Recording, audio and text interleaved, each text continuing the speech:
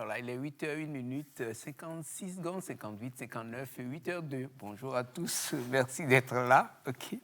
On s'est déjà vu hier, on a promis de se revoir aujourd'hui, c'est fait. Chose promise, chose due. Aujourd'hui, dimanche 25 septembre, si je ne m'abuse, 2022. Éléonore, merci d'être là aussi. C'est le bala comme d'habitude tous les week-ends. Jeudi, qu'est-ce que je dis? C'est jeudi, c'est femme. Hein? Okay. C'est samedi et dimanche de 8h à 10h. Voilà. Aujourd'hui, qu'est-ce qu'on a au sommaire, Éléonore? Alors aujourd'hui, on va parler des noms. Au nom de qui? Au nom de nous tous. Au nom de nous tous. On a tous des noms. Hein? Absolument. On a tous oui. des noms. On a même des surnoms. Oui. Oui. Okay. Donc on parlera des noms et ensuite. Ensuite, on va parler du fait qu'on parle Déo. Oui, c'est vrai. Oui. Oui. Ah oui, nos langues maternelles, ça s'en va un peu là. Oui. On a beaucoup plus de difficultés à désigner les choses. C'est ça. On est plus à l'aise en français, quoi. Et on mélange même les langues maternelles avec le français. Ah oui. C'est difficile aujourd'hui de parler sa langue maternelle sans y introduire un peu de français. C'est ça. Et du coup, comment on dit beau-frère en éveil, par exemple? Moi, vous n'intervenez pas encore. Ah bon, d'accord. L'invité n'intervient pas encore. Beau-frère. Beau-frère, ça dépend. Je pense si c'est du côté du... C'est ça, non? Si c'est moi qui vais appeler le frère de mon mari, je pense que c'est à ta vie. Bon, si c'est son petit frère, c'est à ta vie. Si c'est Son grand c'est frère. grand frère, c'est à ta gare. Bon, en attendant qu'on révise ça, qu'on voit exactement ce qu'il faut dire, notre invité, c'est Magloire Kwakouvi, professeur de philosophie, à la retraite. admis à la retraite, mais qui rend toujours utile, quoi. Voilà. Ouais. Maintenant qu'on vous a révélé que vous êtes là, même si on vous avait vu de loin. Oui. Bonjour, monsieur Kwakouvi. Bonjour. Comment peut-on appeler un beau-frère? Un beau-frère, il y a deux possibilités. C'est soit Atagan, quand il est plus âgé que l'époux, Oui. Atavi, s'il est moins âgé, mais on utilise également Amina Gempe, Estrogné-Gan et Estrogné-Vi. Je préfère ça. Oui, je préfère ça. Ouais. Ça s'utilisait. Maintenant, les femmes n'aiment plus beaucoup entendre ça parce que il y a eu des bisbilles au cours de l'histoire. Ah, le gant veut vraiment du gant, quoi. D'accord. Et parce qu'en fait, quand on dit à ta vie, à ta gant, c'est ce que les enfants doivent dire. Oui, parce que à l'apprentissage de la langue maternelle, tous ces mots-là sont emmagasinés par le cerveau de l'enfant. Et ça me dit que, oui. L'enfant n'a pas à appeler tous les hommes papa, Oui. comme ils ont l'habitude de le faire. Donc, il y a Atagan, c'est le grand frère à papa, Atavi, qui est le petit frère à papa. Ce que je voudrais dire, c'est que, Oui. du coup, il n'y a pas une appellation attribuée vraiment à la femme, quoi. C'est-à-dire, la femme emprunte ce que ses enfants doivent dire.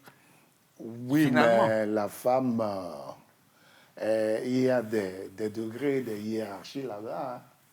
Hein. Ah, oui, il y a Nagan. Non, je dis pour et de la femme qui veut appeler l'époux, voilà, le petit frère de son époux n'a pas une désignation propre à elle, voilà, parce qu'elle a tout dit à non, ta ça vie. c'est codifié par la culture et la Voilà, tradition. c'est ça. C'est à ta vie parce que l'enfant apprend en même temps, en écoutant sa mère, comment appeler le petit frère de son père. Père. Voilà. On va sûrement revenir. Et gracias, c'est pas tard, tu peux toujours venir. Tu es en retard, mais tu peux venir, c'est pas grave. Tu t'attends à ce qu'on commence à 8h10. Là, on n'a pas voulu. OK, vas-y. Oui. Et grandement. Est-ce que c'est un abus d'appeler le mari de sa sœur beau-frère? Non, ce n'est pas un abus. Ça, c'est voilà. S'il en faut l'appeler français. En fait, ce qu'il y a là-dessous, c'est psychologique. En principe, le frère de ton mari ne devrait pas être un ennemi. Voilà.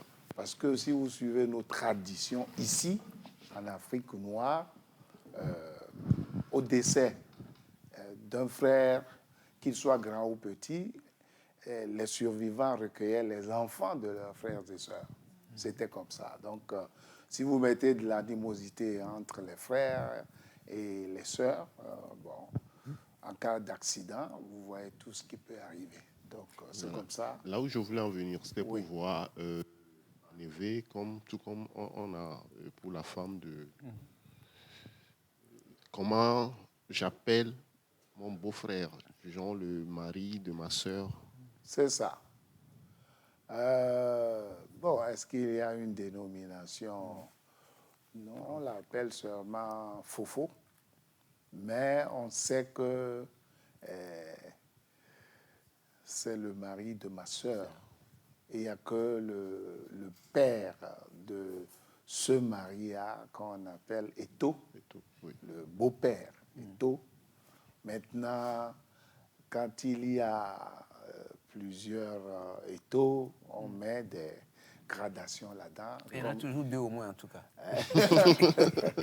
Donc, maintenant, pourquoi on l'appelle Eto? Nous nous sommes laissés dire que lorsqu'on va demander la main de la fille, les oreilles qui entendent les premiers cette demande-là ont donné Eto. Donc, quand c'est patriarcal, c'est les tantes de l'époux. Quand c'est matriarcal, c'est les oncles du futur époux, etc. Il y a un mot qui me revient là. On va vraiment venir au thème. Hein. Oui. Ça, c'est... Entrer en matière. On attendait Gracia, il est là, donc on va pouvoir commencer. Oui. Oui, Gracia, bonjour. Bonjour, serveur. Oui, j'arrive tout à l'heure. Hein. Oui. Et il y a un mot que j'entendais, je ne sais pas si ça existe toujours, on dit alors souhait ou quelque chose comme ça. Alors, souhait, c'est C'est qui? tous ceux qui ont épousé des filles dans une même famille.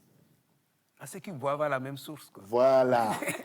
Donc, j'ai épousé Léonore, ok. tu as épousé Sa sa sœur, sœur, donc oui. alors C'est un souhait. projet d'ailleurs. Ouais.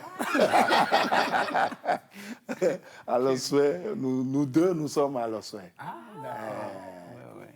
Puisque nos mères sont parties choisir Ok. à la même À source. Ah, ok. Parfait. Il y a toujours des explications sous les dénominations. Non, on dit la même chose.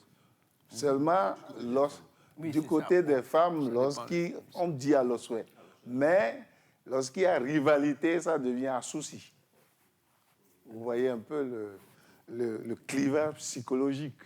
Puisqu'elle convoite également la soue de l'autre, elle devient un souci.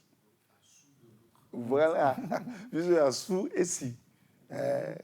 Époux et épouse. Donc, c'est à leur souhait quand il n'y a aucun problème, mais ça devient un souci en cas de rivalité. Et oui, c'est vrai, en plus, parce qu'avec un souci, et salut les soucis. Hein. C'est comme ça, ouais. Et voilà, vous l'avez promis, on avait déjà commencé un peu hier, on a promis de parler des noms. Okay. Tout le monde a un nom. Oui. On ne nous désigne pas nos noms. Et parfois, c'est même difficile d'accepter qu'on prononce mal nos noms. On tient tellement à cela. Okay? Et j'ai une petite histoire, il y a 2 Déborah, elles se reconnaîtront. Il y a une qui écrit son Déborah avec H, l'autre qui l'écrit sans H. Je crois que quand c'est anglophone, c'est sans H, quand c'est francophone, c'est H. Mais celle qui écrit son Déborah avec H, si tu ne lui mets pas son H là, ça a des problèmes. Elle déterre sa H de guerre. Voilà. Oui, et celle qui écrit son Déborah sans H, si tu lui colles un H, c'est comme si tu as voulu réviser la constitution de son corps. Quoi. Elle se fâche comme si tu l'avais tripatouillé. Son corps, elle se fâche. Et puis, alors que c'est le même prénom, il suffit juste de l'orthographe. Et tout le monde tient souvent à la prononciation et à l'orthographe. On dirait, ah non, le mien, on ne l'écrit pas comme ça. C'est ça. Oui. Finalement, le nom, on sait à peu près ce que c'est. Mais qu'est-ce que c'est donc? Le nom, depuis que le thème a été annoncé, j'y ai réfléchi, c'est une sorte de médiation à beaucoup de confluences parce qu'il peut indiquer à la fois la relation à Dieu, la relation à la terre, la relation à l'ancêtre éponyme, comme on l'appelle. Tout celui qui a donné le nom de famille à toute sa descendance, la relation à autrui, d'où les sobriquets, les noms de buveurs, la relation en l'environnement, hein, parce qu'en cas de ce que nous appelons jikui, lorsqu'il y a plusieurs enfants qui meurent les uns à la suite des autres, on appelle l'enfant cocoli. Ça veut dire dépourtoire, avec l'intention que ainsi la mort ne jettera plus son dévolu sur l'enfant. Donc c'est multirelationnel le nom, et ce qui donne avec Dieu les noms qu'on appelle les noms théophores, Dieudonné, Esohanam, etc. Donc c'est comme ça. Est-ce que les noms influencent notre vie? Je dirais statistiquement oui. On n'a pas encore de preuves réelles, mais on sait que tous les troisièmes garçons de notre contrée, les Messans, les troisièmes filles, les Massans, ont un comportement type qui, statistiquement, va jusqu'au signe de zodiaque. Je veux penser à l'astrologie. Qu'il y ait des relations entre les étoiles et nous, il n'y a pas de difficulté scientifique à cela. Mais que chacun ait son étoile qui influence sa vie, en tant que philosophe, je doute beaucoup, parce que les étoiles meurent aussi. Et nous mourrons également. Et nous mourrons également. Cette mort-là, il n'y a pas de renouvellement là-dessus. Mais le chiffre est tellement grand que ce que les hommes ont pensé est plausible. Parce qu'il y a 1 milliard de fois 1 milliard d'étoiles. Et nous ne sommes qu'à 7 ou 8 milliards d'hommes. Vous voyez un peu le topo et la corrélation. Donc, le Soleil est une étoile, la Lune est son satellite, mais qu'il y ait des relations entre les étoiles et les hommes, il n'y a pas de problème. Ça gère les marées, ça gère également la maladie mentale qu'on appelle les lunatiques. Les lunatiques ont leur crise mentale avec les phases de la Lune. C'est la preuve scientifique qu'il y a une corrélation entre les hommes et les étoiles. Pas seulement les étoiles et la nature. La nature, bien sûr, bien sûr. Oui. Garçon, troisième fille. Ça m'intéresse énormément. Est-ce que quand on parle de troisième garçon? Je ne sais même plus. Je suis presque un troisième ou pas, je ne sais pas. Non, ça se compte par maman. Par maman. Oui. Maintenant, si par exemple, maman avait fait des jumeaux, oui, avant de faire un et deux, c'est pas. C'est ça. Soit tout deux, et puis l'autre. Il y a une déconnexion pour les jumeaux, parce que si les jumeaux sont premiers, leur troisième, il est Dovi. Le quatrième est Dosser. Il y a plus... Donc, les jumeaux sont Ce deux. n'est plus Messan. Non, donc, celui qui suit n'est plus... C'est pas le troisième. Non. Lui, il est nécessairement Dovi parce qu'on doit fermer étymologiquement. Donc, je suis le quatrième. Oui. Donc, c'est comme ça que ça marche. Et ça joue de mauvais tours aux gens. Parce que si vous avez 3 enfants au départ, que vous voulez vous arrêter à 4, si les jumeaux viennent, vous passez à 5. Si vous voulez fermer le trou des jumeaux, vous passez à 6. Mais il arrive que cette gémellité se trouve dans certaines familles. En allant fermer, il y a encore des jumeaux, vous passez à 7. Oui. Donc, à vous de savoir si vous... Bon, finalement, on ne va pas fermer. On ne ferme... Non, finalement, elle n'a pas fermé. Enfin, je dis, ils n'ont pas fermé. Ceux dont je vais parler. Oui. Premier geste, 3. Oui. OK, deuxième geste, 2. 2, ça fait 5. Oui, et troisième geste, 2. Oui. Ça fait 7. 7 Mais en 3. il y a une dame et son mari qui sont passés à 9 dernièrement, voilà. au Mali. Ah, voilà. Oui. Et la record woman des enfants, qui a eu une 50aine, je crois, elle a eu des triplés, des quadruplés, des jumeaux et tout ça. Là. Donc, Et bon. en 3 gestes, elle n'a pas pu faire un seul, quoi. Non. Il faut maintenant qu'elle se méfie. Elle a arrêté parce que le C'est problème... des ovules surnuméraires. Et on n'a pas idée, mais pour voyager, Oui. pour aller en vacances, c'est tout un problème. Ah Oui. Parce qu'ils sont déjà 4, 5, 6, 7. Plus les parents, ça fait 9. Voilà. C'est une classe. Ils auront juste un bus de 15 places. Voilà, Oui, c'est ça. oui, Et tout ils revient doivent cher. nécessairement Tout acheter revient cher, tout revient un minibus. cher. Oui, tout revient cher, tout revient cher. Mais sur le plan traditionnel, les jumeaux portent bonheur. Il ne faut pas croire que c'est nécessairement une calamité sociale. Non, non, ce n'est pas une calamité. Bon, parce que moi, je suis fils de Dovi, donc je sais ce que je veux dire. Et à ma suite, il y a eu 3 fois des jumeaux, parce qu'il y a des jumeaux dans la famille, etc. Malheureusement, ils sont repartis. Ils ont promis de revenir, mais ils ne sont pas revenus chez moi. Oui, ils sont allés ailleurs. Ils sont partis chez un de mes petits frères. Ils sont allés ailleurs. Mais ils peuvent sauter les générations et revenir dans ma descendance, puisque c'est dans la famille. Donc, les noms influencent forcément notre personne, nos caractères Oui. et tout. Nécessairement, c'est pourquoi on déconseille actuellement aux femmes africaines de prendre n'importe quel nom dans les telenovelas, les feuilletons, et de donner le nom à l'enfant. Ça peut agir sur l'enfant. On ne sait pas comment, mais pour l'instant, c'est comme ça. Et les jours? Les jours également, parce que ça va avec les phases lunaires. Lundi, mardi, tout ça. C'est les latins qui avaient pris les jours de la lune, etc.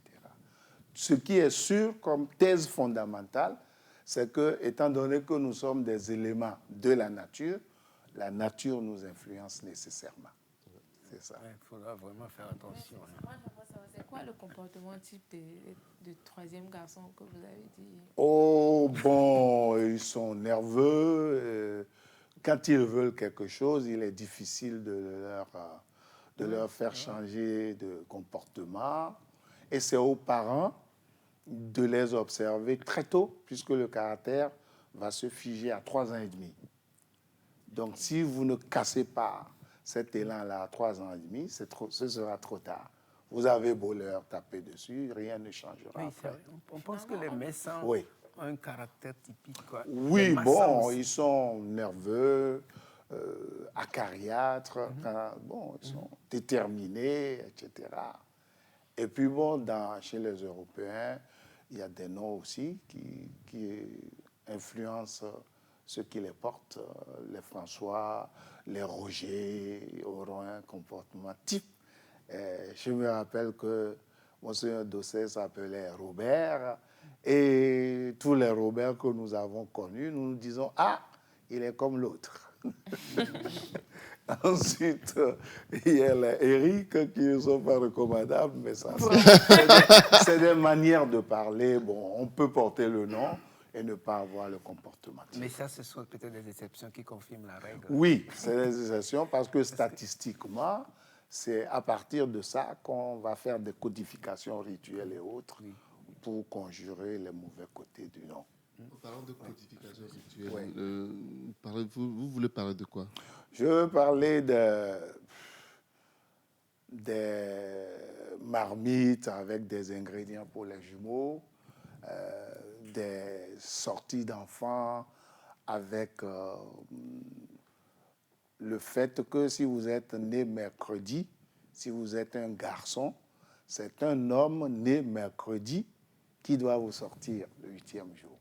Ce n'est pas n'importe quel homme, non, non. Il faut un homme du même jour, avant la dation du nom. Est-ce que cela est spécifique à toutes les cultures et toutes les ethnies? Pas nécessairement. Je parle de chez moi et de ce que je connais. Mais il n'y a pas beaucoup de différence en tout cas, je crois. Ouais. À bien voir, vous allez voir qu'on a nos traditions se ressemblent. Oui, il y a des en général. Oui, en général. Oui, selon l'endroit de l'Afrique où on est.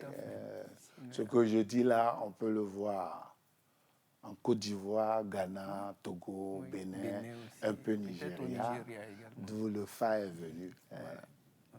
J'ai même lu la dernière fois que, contrairement à ce que beaucoup de gens pensent, Afan ne vient pas du Bénin, mais du Nigeria. Il est arrivé au Bénin en 1700. Donc, mais c'est le même groupe ethnique qui est parti de Tado avant de s'aimer dans l'Afrique de l'Ouest. Et les caractères liés au nom, là, c'est pas que chez nous, ce n'est pas que Non, traditionnel. non, c'est mondial parce que les caractères sont universels également. Il y a des nerveux, il y a des phlegmatiques, il y a des sanguins, il y a des atrabilaires, etc. Donc, et parfois on dit que... Vas-y. Non, parce Car parfois une autre page. on pense que c'est parce qu'on n'a pas fait des cérémonies à telle personne qui porte tel nom qu'il a des comportements un peu décalés. Ça, on peut le mettre au passé parce que en psychologie, il y a quelque chose qu'on appelle le degré d'inhibition. C'est-à-dire que la maman de jumeaux convertie au christianisme, le papa de jumeaux converti au christianisme, qui sont persuadés que le Christ a coupé tous ces liens-là, rien n'arrivera à leurs jumeaux. C'est ça. Mon oncle, qui était curé et Akwete, grand frère de son petit frère Akwete, a jeté la statuette dans la mer et rien ne lui est arrivé jusqu'à sa mort, au-delà de 60 ans. Oui. C'est comme ça. C'est pour ça que je parle de degré d'inhibition. Parce que si vous êtes convaincu, les choses vont sur votre conviction.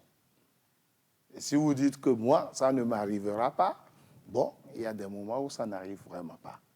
C'est comme ça. Ça veut dire que notre volonté est plus forte que les traditions ou les règles de notre communauté? Est-ce que c'est en matière de force? Il vaut mieux utiliser le mot catalyseur. C'est-à-dire ça veut dire que notre volonté peut désamorcer certains aspects de la tradition parce que au cours de mes recherches, je me suis aperçu que ce que nous appelons vaudou, c'est la volonté humaine qui l'institue. Si je commence à verser du sang sur ces fleurs-là, elles deviendront mon vaudou. Les esprits viendront, mais c'est moi qui ai initié la chose. C'est ça. Donc c'est une phrase que j'utilise souvent. Mais non, yo, bon, non, il vaudou. Ça veut dire que c'est l'homme qui appelle quelque chose et ça devient vaudou. Ça, c'est du côté de la religion et des relations qu'on peut instituer entre l'homme et les choses. Je me suis intéressé d'une manière fortuite à la numérologie. Oui. Et je me suis rendu compte que tous les noms ont un numéro. C'est ça. C'est de 1 à 9. Il suffit de faire des petits calculs. C'est ça. Puis l'alphabet de A à Z tourne autour de 9 chiffres. C'est ça, 23 lettres. De 9 chiffres. Et puis, avec les petits calculs, vous pouvez connaître, par exemple, quand on associe votre nom. Non, votre date de naissance. Votre date de naissance, on trouve un chiffre qu'on appelle chemin de vie. C'est ça. Quand on prend votre nom de famille, prénom, plus votre date de naissance, on trouve un numéro cosmique. Et quand on prend votre nom de famille, tout court, il y a un nom qui m'échappe. Vous pouvez trouver un numéro qui est lié à votre nom de famille, un numéro qui est lié à votre prénom, un numéro lié aux voyelles de vos noms de nom et prénom, un numéro lié aux consonnes de vos noms et de votre nom et prénom. Maintenant, il se fait que dans tout ça là, on parle de chiffres manquants et de chiffres déterminants, les noms manquants et déterminants. C'est ça. Et selon cet aspect de la numérologie, c'est que quand vous avez des chiffres qui sont manquants, ça a un lien avec votre karma. Prenons par exemple le chiffre manquant chez peut-être X personnes qui est 1, et 1 est lié à l'impatience. Par exemple, ça voudrait dire que cette personne, dans son karma, doit faire un effort pour être patient parce qu'il est naturellement impatient. Impatient, c'est ça. Maintenant, voilà ma question que je voudrais poser. Est-ce que tous ces faits sont réels ou c'est des inventions humaines?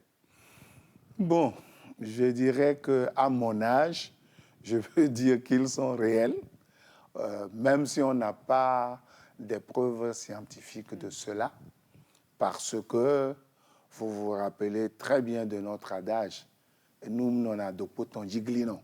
Hein. À partir de 3 prières, vous pouvez mettre une marmite là-dessus. Ce sera stable. Ce sera stable. Donc, cette manière des chiffres, de les concevoir et tout, se trouve dans toutes les cultures. Hein. Et j'aime bien celui des jumeaux, puisque je les adore, même s'ils ne sont pas restés. On dit Togosoa Makoko, Azideka vive. Oui. Ça veut dire que les vrais jumeaux viennent d'un seul œuf. Ouais. Ils seront 2 garçons ou 2 filles. Tout à fait. Mais ça peut venir aussi de 2 ovules. C'est les faux jumeaux, une fille et un garçon. Mais vous me demanderez comment est-ce que nos ancêtres ont fait pour connaître cette possibilité. Parce qu'aujourd'hui, c'est samedi, n'est-ce pas? Non, c'est dimanche. C'est dimanche. Oui. Donc, après la prise de la première pierre, le samedi, quand on va faire cuire le yéké, avant ça, on dessine un cercle devant le sanctuaire domestique qu'on coupe en 2 avec ce que nous appelons vévé, qui est de la farine de maïs avec de l'huile rouge. Hein. Et on met du haricot rouge là-dessus pour les jumeaux. Bon, maintenant, génétiquement, c'est vrai, puisque c'est ce que la science a prouvé. C'est de vrais jumeaux, Togosoa Makoko. Maintenant, comment est-ce qu'ils sont arrivés à cette intuition avant la génétique et la biologie qui sont arrivés au 19e, 20e siècle? Ça, c'est un mystère. Mais toujours est-il que il y a beaucoup d'aspects de nos us et coutumes qu'il ne faut pas jeter aux orties comme ça en disant que c'est Asigandji. Ce n'est pas Asigandji. Nous enterrons les ongles et les cheveux de nos ressortissants qui sont morts à l'étranger. Donc ça, c'est la première prémisse. Si vous dites que ça ne vaut rien et que celui dont on enterre les ongles et les cheveux à Nehor a été un voleur et que Scotland Yard a trouvé une mèche de son cheveu, son ADN est là-dedans. Donc, en police scientifique, on ne peut pas le rater. C'est lui. C'est comme l'empreinte digitale. Donc, lorsque nos ancêtres disent qu'en enterrant les ongles et les cheveux de ceux qui sont morts à l'étranger, c'est eux qu'on enterre, c'est vrai à 100%. C'est ce qui ne disparaîtra pas d'eux. Oui. Une fois qu'ils sont rentrés dans l'éternité de l'autre côté, puisque leur âme est immortelle. Voilà. Ça, c'est un cours de philosophie gratuit pour dimanche matin. C'est tellement intéressant et bien qu'on ne peut pas coller une valeur à ça. Oui, bon, c'est gratuit. Ce n'est pas gratuit, mais c'est un aspect de nos valeurs culturelles. Ça veut dire que nos valeurs culturelles, nos ancêtres étaient en avance sur la science. Oui, dans plusieurs domaines. Dans beaucoup de domaines. Dans beaucoup de domaines, oui. Mais bon, c'est humain. Parce que je cite souvent Jules Verne, l'auteur de science-fiction français qui avait écrit « 20 000 lieues sur les mers, on a marché sur la Lune ». C'est lui qui dit souvent que ce que les hommes pensent, d'autres hommes le réaliseront. Ou l'ont pensé. L'ont pensé, ou bien le réaliseront. Donc, c'est comme ça. Et ça se vérifie tous les jours. On le dit souvent aussi que l'inspiration ne vient pas qu'à une personne. Oui. Et souvent, quand tu penses à réaliser quelque chose, quand tu penses à faire quelque chose et que tu ne le fais pas vite, tu seras étonné dans un temps à venir, à voir la même chose qu'une autre personne a réalisé, la même chose. On va revenir au nom. Mais vous avez la preuve. Souvent. Oui, vous pensez à quelqu'un, la personne aussi vous appelle tout de suite. Ça veut dire que quand vous pensez à elle, la personne aussi pensait à vous. Voilà. C'est ça. C'est ce qu'on appelle la télépathie. Oui, ça veut dire, moi je voudrais juste dire qu'on n'est pas seul à avoir les mêmes pensées parfois. Oui, ça c'est la preuve au quotidien. Bon, de toute façon, comme nous sommes sur la même planète, il se pourrait que les ondes circulent et les cerveaux les captent simultanément des fois. Parce qu'on a essayé la télépathie la première fois que les Neil Armstrong sont partis sur la Lune. Ça a marché. Parce que notre esprit n'a pas de limites et de frontières comme notre corps. C'est notre corps qui est limité par l'espace et le temps. L'esprit va beaucoup plus loin. Parce que pour être ici, il va vite là où il veut. Et bon, ça, personne ne peut l'en empêcher. Oui. Je voulais justement réagir par rapport à ce que le professeur disait. Il parlait des connaissances qui existaient vraiment en Afrique avant qu'on ne découvre la biologie, la science et tout ça. Il y a longtemps, je me suis souvent posé la question pour comprendre comment est-ce que c'est venu l'idée de faire ci ou de faire ça en Afrique. Comment est-ce qu'ils ont compris ça aussitôt alors qu'ils n'ont pas étudié avec des méthodes scientifiques, tout comme l'ont fait les Occidentaux pour découvrir avec des preuves à l'appui. C'est ça. Mais à un moment donné, dans nous, notre culture, je suis Luso, je suis de Sioux, dans nous, notre culture, j'ai découvert quelque chose. Il s'est fait que l'homme pouvait communiquer avec l'esprit. Et c'est à partir de ce moment que tu comprends qu'il y a la possibilité que des connaissances puissent être transmises directement de l'esprit à l'humain. Voilà. Je comprends. C'est qui l'esprit? Voilà. C'est là la question. Entre-temps, j'ai aussi posé la question. On vous dit par exemple qu'il faut consulter, qu'il faut aller vers telle ou telle personne de la famille qui aurait existé, qui n'est plus là, mais qui est dans l'au-delà entre-temps, et qu'on doit consulter pour qu'il réponde à certaines questions ou pour qu'il vous explique des choses que qui sont loin de vous, votre connaissance ou de vos entendements ici. Alors quand vous allez et que vous posez des questions, il arrive même que dans des cas de maladies graves, que l'esprit, entre griffes, puisse vous communiquer les remèdes, quelles sont les herbes à utiliser, les tisanes à utiliser, et ainsi de suite. Donc, j'ai compris en quelque sorte que c'était donc possible, même au niveau des connaissances basiques, que ce soit les mets, les repas que nous préparons, les différentes... Parce que j'ai été témoin aussi d'une consultation où l'esprit aurait demandé pour telle maladie, aller chercher telle feuille et préparez-en de la sauce pour telle personne. Voilà, ainsi de suite, quoi.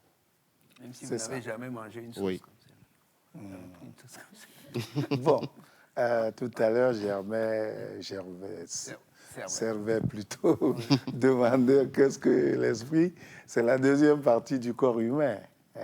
Esprit vient tout simplement du latin spiritus. Oui, mais est-ce que ça veut dire que tout le monde a un esprit? Ça, c'est même pas à en douter. C'est calé. Un esprit et une âme, c'est ça? L'âme n'est pas l'esprit ou l'esprit n'est pas l'âme? L'esprit est la manifestation de l'âme. Et en métaphysique, nous disons que l'âme est le principe de l'animation. C'est pour ça que nous n'opposons pas le corps à l'esprit, mais nous opposons le corps au cadavre. Il faut reprendre tout. L'esprit est la manifestation de l'âme. Chaque être humain a une âme, dont les manifestations sont l'animation, l'intelligence et la clairvoyance, etc.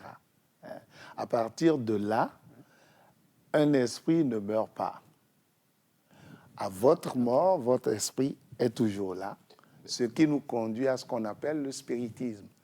Et les séances auxquelles il a assisté sont des séances de spiritisme, tout simplement de spiritus, esprit en latin.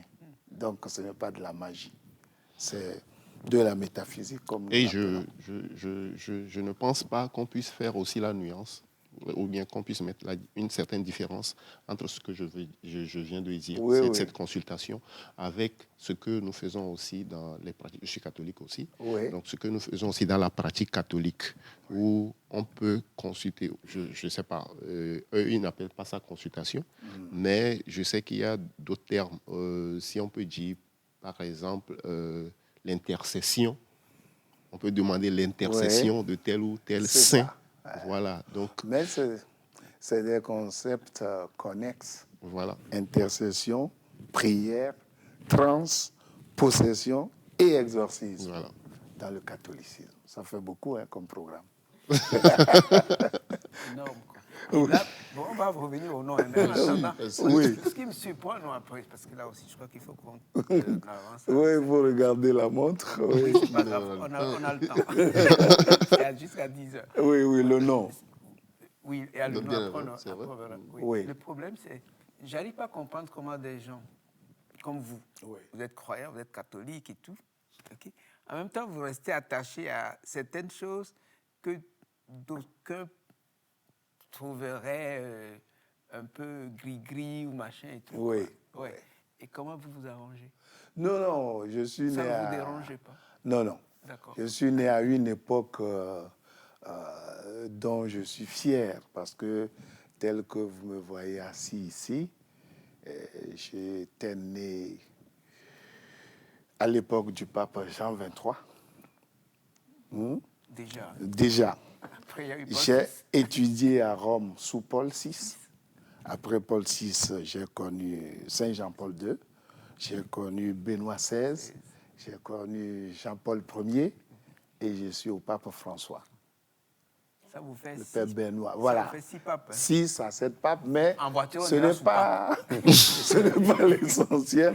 L'essentiel, c'est que lorsque nous étions adolescents, il y a eu le Concile Vatican II de 63 à 65, 1963 à 1965.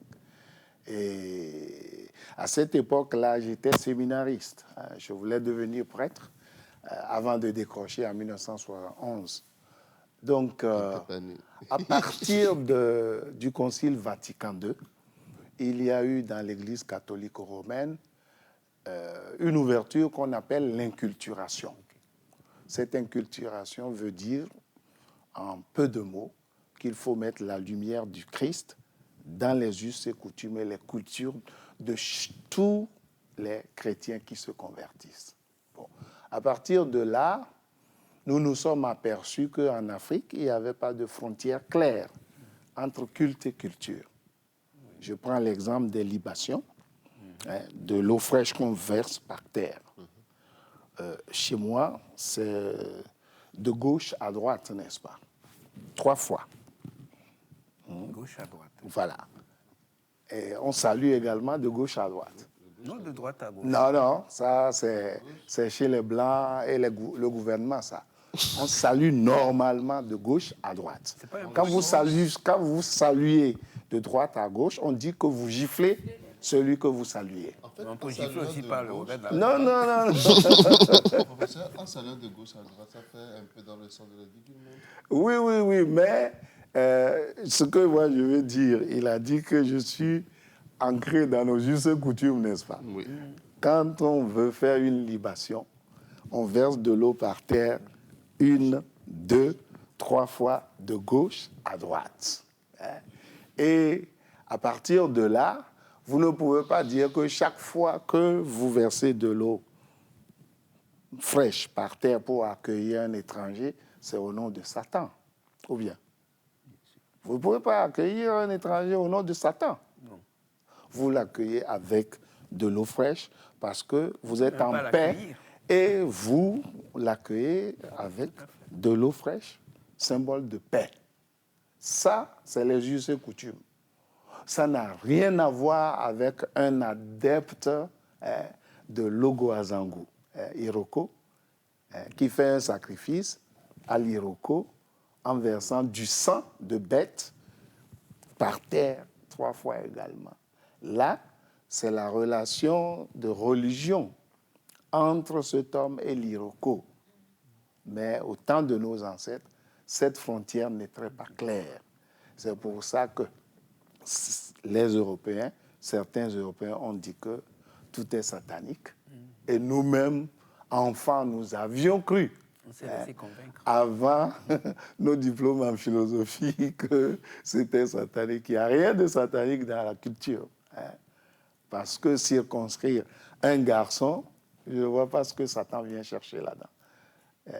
Si on a présenté Jésus au temple 8 jours après sa naissance avec 2 colombes, c'était satanique? Non.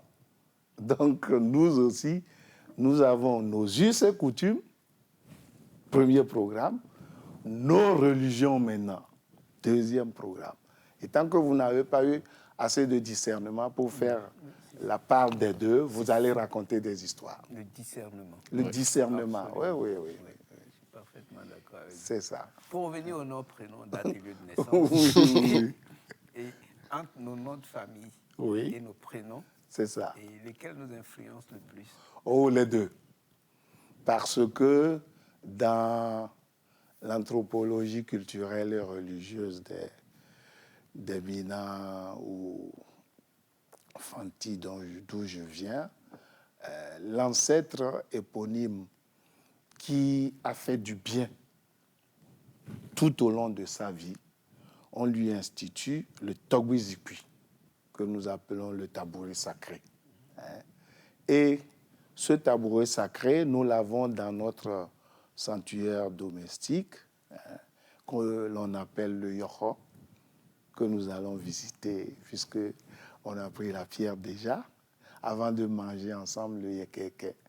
Mais ce qui est important là-bas, c'est que ce tabouret sacré ou ce siège sacré, on ne l'institue pas pour les voleurs, les assassins, les brigands de grand chemin. Pourquoi? Parce que si vous instituez un tabouret sacré pour les voleurs, ça veut dire que toute votre génération sera une génération d'Ali Baba. Et tous les Ali Baba ne sont pas des Ali Baba au grand cœur. Il y a des Ali Baba qui sont des avares. Mais bref, ça veut dire que celui à qui on a institué le tabouret influence toute sa généalogie. C'est pour ça que nous y allons une fois par an pour nous revoir entre frères et sœurs. C'est comme ça. Mais il peut avoir... Maintenant, ce grand-père-là peut être né un mercredi. Oui. Et si vous êtes né un mercredi, vous êtes cocu comme votre grand-père. Et la première impression de nos ancêtres, c'est de croire que ce cocu grand-père influencera nécessairement son petit-fils cocu. Bon, lesquels cocu, Kodjo, Komla, Kofi étaient des vaudous Ashanti avant, au moment où les Fanti et les Ashanti étaient ensemble, avant que les Anglais ne les séparent en 1923. Voilà. Donc, entre la relation de religiosité à partir des jours de naissance et les ancêtres éponymes, ce que l'Église ne tolère plus, et le fait de porter un nom parce que vous êtes de telle ou telle ethnie, il y a de la marge. Il y a la culture et la religion. C'est ça. Pourquoi on ne nous baptise pas sous nos prénoms? Parce qu'il y a un processus dans l'Église catholique romaine qu'on appelle la béatification et la canonisation. Oui. Vous vous rappelez que Karol Wojtyła, évêque de Cracovie, en Pologne, lorsqu'il était mort, les gens ont crié « Santo subito ». Ça veut dire « saint tout de suite ». Oui. Et l'Église n'a pas obtempéré, parce qu'il faut 2 miracles d'abord pour qu'on béatifie la personne, et le processus de canonisation va suivre après. C'est pour ça qu'on l'appelle aujourd'hui Saint Jean-Paul II, parce que les 2 miracles ont déjà eu lieu. Maintenant, j'ai évoqué le Concile Vatican II tout à l'heure, parce qu'à partir du Concile Vatican II, l'Église catholique romaine s'est aperçue que dans toutes les cultures, il y a des noms théophores. Un nom théophore est un nom qui porte Dieu. Et Soranam est un nom théophore. On peut baptiser dorénavant avec les noms théophores. Mawena, Mawutojo, etc. Vous pouvez baptiser parce que c'est déjà les noms théophores comme Jonathan en hébreu, etc. Donc, voilà le... Mais, au-delà de ces noms théophores, on ne peut pas baptiser Kofi. À moins que le grand-père qui ait porté le nom de Kofi ait fait du bien tout au long de sa vie et qu'après sa mort, vous ayez eu 2 miracles. Vous informez le curé, qui informe l'évêque, qui informe Rome, et le processus de béatification va commencer. Mais moi, je pense que j'ai été baptisé sous mon prénom Egom. Qu'est-ce que ça veut dire? Étranger. Étranger. J'explique. Vous savez qu'après la révolution culturelle au Togo, où les noms importés étaient interdits, moi j'ai été... En fait, c'est quand je cherchais mon carnet de baptême que je me suis retrouvé que dans le carnet de baptême, du moins au niveau du registre, c'est écrit Ama Egom. Je n'ai pas de prénom importé. C'est ça. Et j'ai été baptisé. Ça voudrait dire que j'ai été baptisé sous le nom Egom. Oui. Maintenant, celui qui reçoit ces baptêmes-là, à moins qu'il y ait un nom qui n'a pas été dit. Jésus-Christ a dit de laisser le jugement à son Père. Donc moi, je ne m'immisce pas là-dedans. Moi, je dis ce que je sais en tant que chrétien. Maintenant, on revient un peu sous les noms. Vous parlez des Kokou. Les Kokou comme l'Ankojo, oui. Je sais qu'il y a une divinité qu'on appelle les Kokoussi. Oui. C'était un vaudou à Chantilly. Est-ce que c'est lié donc à ce Kokou vaudou? Oui. Il y avait des tantam vaudou à Lomé à l'époque où la ville s'arrêtait à la lagune, juste derrière le camp de la gendarmerie. Oui. Donc, c'est des gens qui manient le couteau et tout ça, comme on fait à Sokodé. C'est Mensan Kokou, c'est ça? Ou c'est Kokoussi ou c'est Non, c'est Kokou. Le vaudou s'appelle Kokou. Et les adeptes de Kokou sont les Kokoussi. Hommes comme garçons, ils sont époux ou épouses de Kokou. Il paraît que c'est une divinité de guerre. Oui. Et c'est des gens qui se permettent de couper les bocons ou des trucs comme ça. Ça dit que c'est des adeptes qui ont un pouvoir immunisé contre les couteaux, ils peuvent même passer les murs, casser les murs, ils ne se plaignent jamais. C'est ça. Bon, malheureusement, ça disparaît lentement. C'est mieux. Parce que... parce que le Kokou, en fait, le premier Kokou, là, c'était un guerrier qui a combattu tous les étrangers qui s'immisçaient, qui voulaient envahir dans sa communauté. C'est ça. Voilà. Moi, je m'appelle Kokou, mais j'ai très peur de la guerre.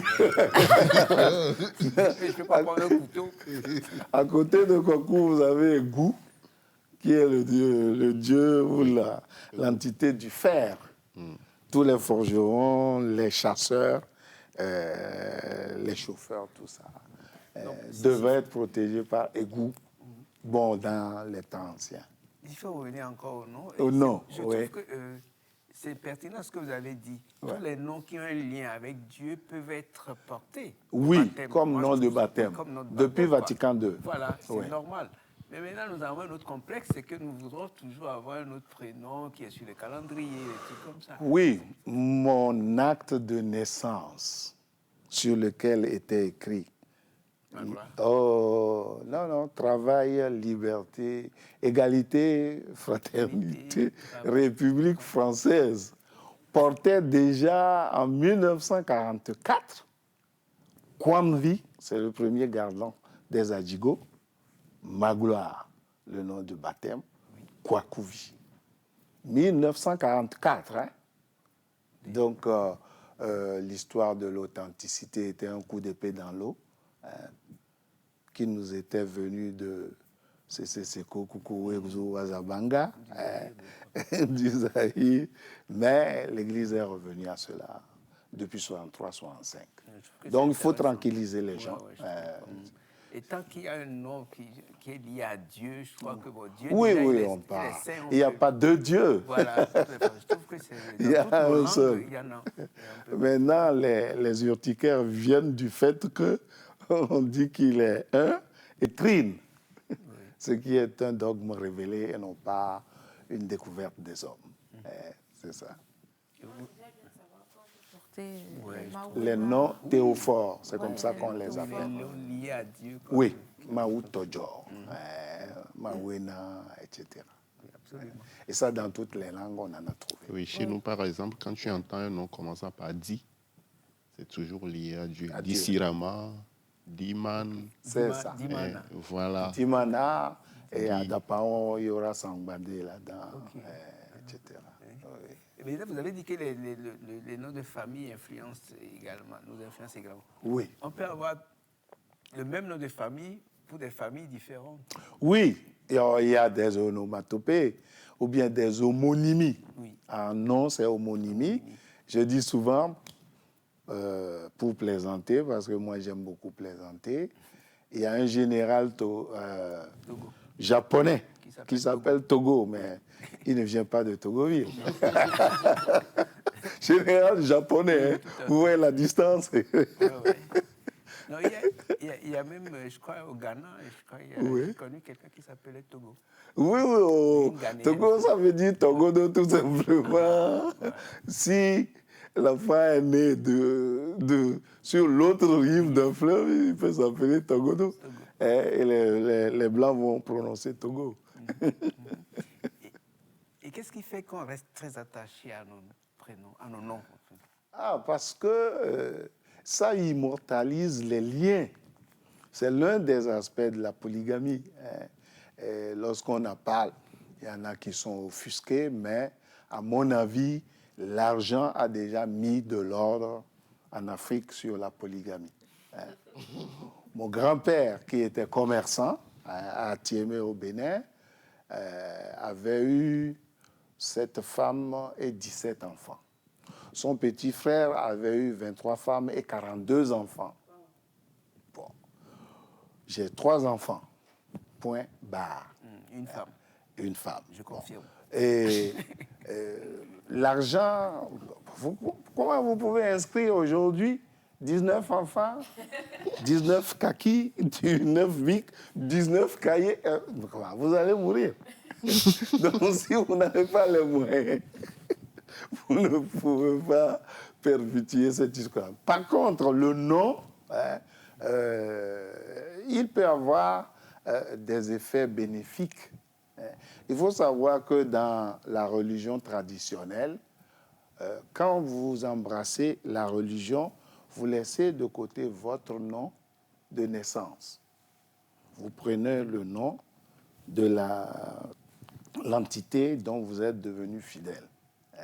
Vous vous appelez Kofi, vous êtes adepte de Havlet, vous allez désormais vous appeler Havlesi, épouse de Havlet ou époux de Havlet, à partir de votre initiation. Mais attention, à votre mort, il y a une cérémonie qui va vous dire, Kofi, aujourd'hui tu nous quittes. Nous ne savons pas pourquoi tu nous quittes, mais dorénavant, tu n'es plus Havlesi. Tu es Kofi. Au revoir. Tu reprends ton nom. Tu reprends ton nom. C'est ce que les hispanophones appellent adios, amigo.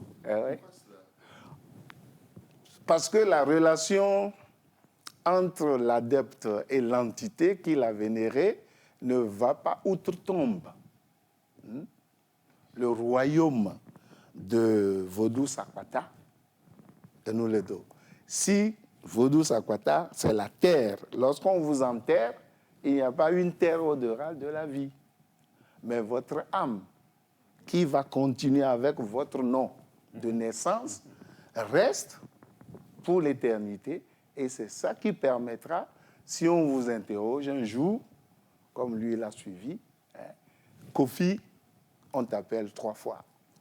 C'est vous qui allez répondre. Ce n'est pas votre mère ou votre père qui va répondre à votre place. Si on est, par exemple, adepte de Vodou Sakwaté. Oui. Comment on s'appelle? On s'appelle Sakwaté-si, au minimum. Oui. Ça veut dire époux ou épouse de Sakwaté. Ça voudrait dire que si vous êtes... on est tous adeptes de Sakwaté. Oui. Donc, je suis Sakwaté-si, Sakwaté-si. Maintenant, comment on peut identifier si c'est de moi qu'on parle? On vous interpellera par Vodou. On ne va pas dire Sakwaté parce qu'on n'embête pas le grand chef comme ça. On vous appelle Vodou tout court. Et on sait que vous êtes adepte et époux d'un Vodou. C'est ça. Mais ça ne veut pas dire que c'est vous, Sakwata. Vous êtes son époux. Son épouse ou son époux. C'est lié. D'accord, c'est comme ça. Il y a une question. Oui. Je ne sais pas si je vais bien lire. Pourquoi dit-on à Niro que Kanyem Dounafio? Ah, ça, il faut demander à Glidji. En principe, il y a une grosse confusion entre Glidji et Anéhor. Donc, il y a plusieurs configurations à Anéhor et à Glidji. Vous avez les Adjigos, qui sont les Fantis d'origine. Vous avez les Ela, venus de l'Abadi.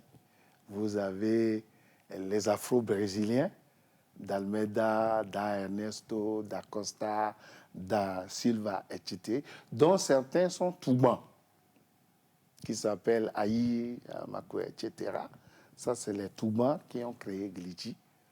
C'est des Gans venus d'Accra qui sont devenus Gains au Togo, parce que Accra s'appelle également Gingbo. Et à partir de l'ethnie de la personne, on peut savoir les raisons pour lesquelles Kanyem Dounafio. Maintenant, si vous allez à la racine et à l'étymologie de ce mot-là, vous pouvez comprendre les raisons pour lesquelles il ne peut pas être couronné roi. En fait, ça m'amène à une autre idée. Pas une idée, mais c'est... Question. Pas question, Pas question. Mais en parlant disons réflexion. Oui, c'est ça. En parlant des Afro-Brésiliens. Afro-Brésiliens, oui. Oui, à Guadigo. C'est ça. À Tueta. Ouida. Oui. Je me suis rendu compte que je suis allé à Tueta un jour et puis c'est écrit là-bas, l'endroit, c'est le lieu où les premiers Afro-Brésiliens ont débarqué. C'est ça. C'est-à-dire, c'est après la traite Ça, c'est les d'Almeida, Zoki Azata. Zoki Azata, c'est ça. Maintenant, on me fait comprendre que quand ils ont quitté, les Afro-Brésiliens ont quitté le Brésil, ils sont retrouvés quelque part dans les pays Anago. C'est ça. Pendant des années ou des siècles. Et maintenant, en cherchant chez eux, l'oracle les a ramenés à Guadigo, donc à Tueta. En passant par Gléhoué. C'est ça. Donc, ils portent, par exemple, le nom brésilien. Oui. D'Almeida, par exemple. C'est ça, ou Félix. Comment? Félix. Félix. Parce que l'un de leurs ancêtres éponymes s'appelait Francisco Félix de Souza. De Souza. Alias Tchacha. Tchacha. Non, lui, c'est Aouida. Oui, mais également en Europe, c'est à lui qu'on a cédé la presqu'île d'Adjido. C'est ça. La partie avant le pont. Donc, quand vous voyez, par exemple... d'Almeida. Olaribiré da Cruz. C'est ça, oui. Olaribiré, c'est Nago. Oui. Donc, da Cruz, c'est brésilien. Brésilien, oui. Olaribiré, c'est Nago. Nago, et maintenant, il arrive même qu'il porte, il porte un troisième prénom, un Kofi. C'est ça. Donc, il montre un peu l'itinéraire de leurs ancêtres. C'est ça. Brésil, chez les Nago, Nigeria, et maintenant, là où ils sont. C'est ça. Donc, je trouve que c'est assez évocateur. C'est évocateur. Maintenant, ça voudrait dire que, vu que ceux-là portent le nom de famille de leur fazenda. C'est ça. Les Dalmeida, la ferme où on cantonnait les esclaves. Les Dalmeida étaient chez Almeida, au Brésil. Les Souza étaient chez Souza au Brésil. Oui. Comment se fait-il que ce nom de famille, qui n'est pas leur véritable nom, puisse déterminer ces descendances-là? Parce qu'il y a des pratiques, comment est-ce qu'on peut dire ça? syncrétiste au Brésil qu'on appelle le candomblé. C'est un mélange du christianisme et du vaudou que les esclaves avaient institué là-bas. Et lorsque vous portez le nom d'un esprit, l'esprit peut s'inviter chez vous. Ça dépend du degré d'intimité qu'il y a eu entre vous. Mais il faut savoir que les Portugais, mais beaucoup plus les Espagnols, avaient à la fois le nom paternel de leur père et le nom paternel de leur mère. C'est pour ce que vous entendrez José Maria de Andrada. C'est le grand-père paternel, le grand-père maternel, plus le nom de l'enfant. Bon, maintenant, eux, ils ne s'attachent plus à ces histoires de noms et de sortie d'enfants et de dations, mais nous avons gardé cela. Le premier garçon, chez moi, c'est Kwamvi. Si c'est une fille, c'est Kwamba. Ça veut dire princesse, comme Abiré chez les autres.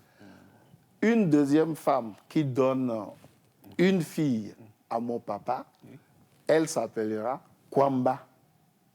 Bon, maintenant, à la maison, pour que quand on dit Kwamba, tout le monde n'accourt, il y a Kwamvigan, Kwambagan, Kwamba Dometo.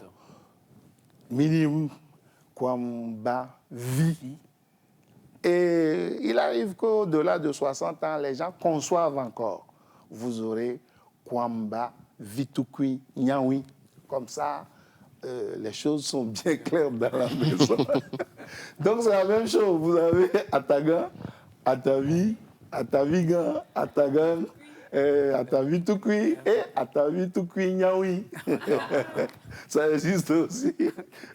C'est pour mettre de l'ordre dans la maisonnée, pour qu'on ne confonde pas. Quand on dit mais les founos, Atavi, Atavi cœur, Atavi Tukui Nyawi.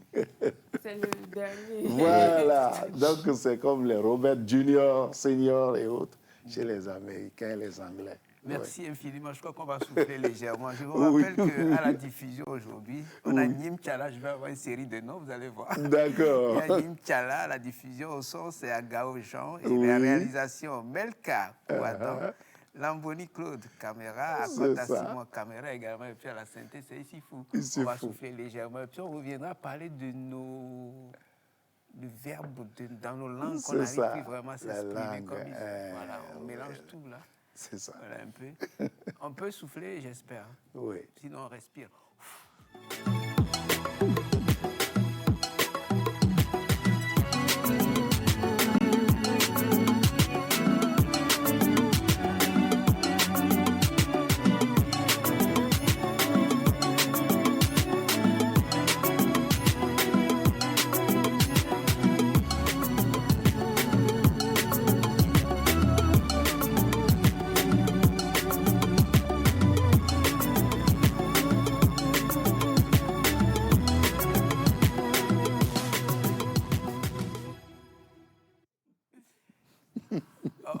On a juste fait soupe, on n'a pas encore flé. Hein?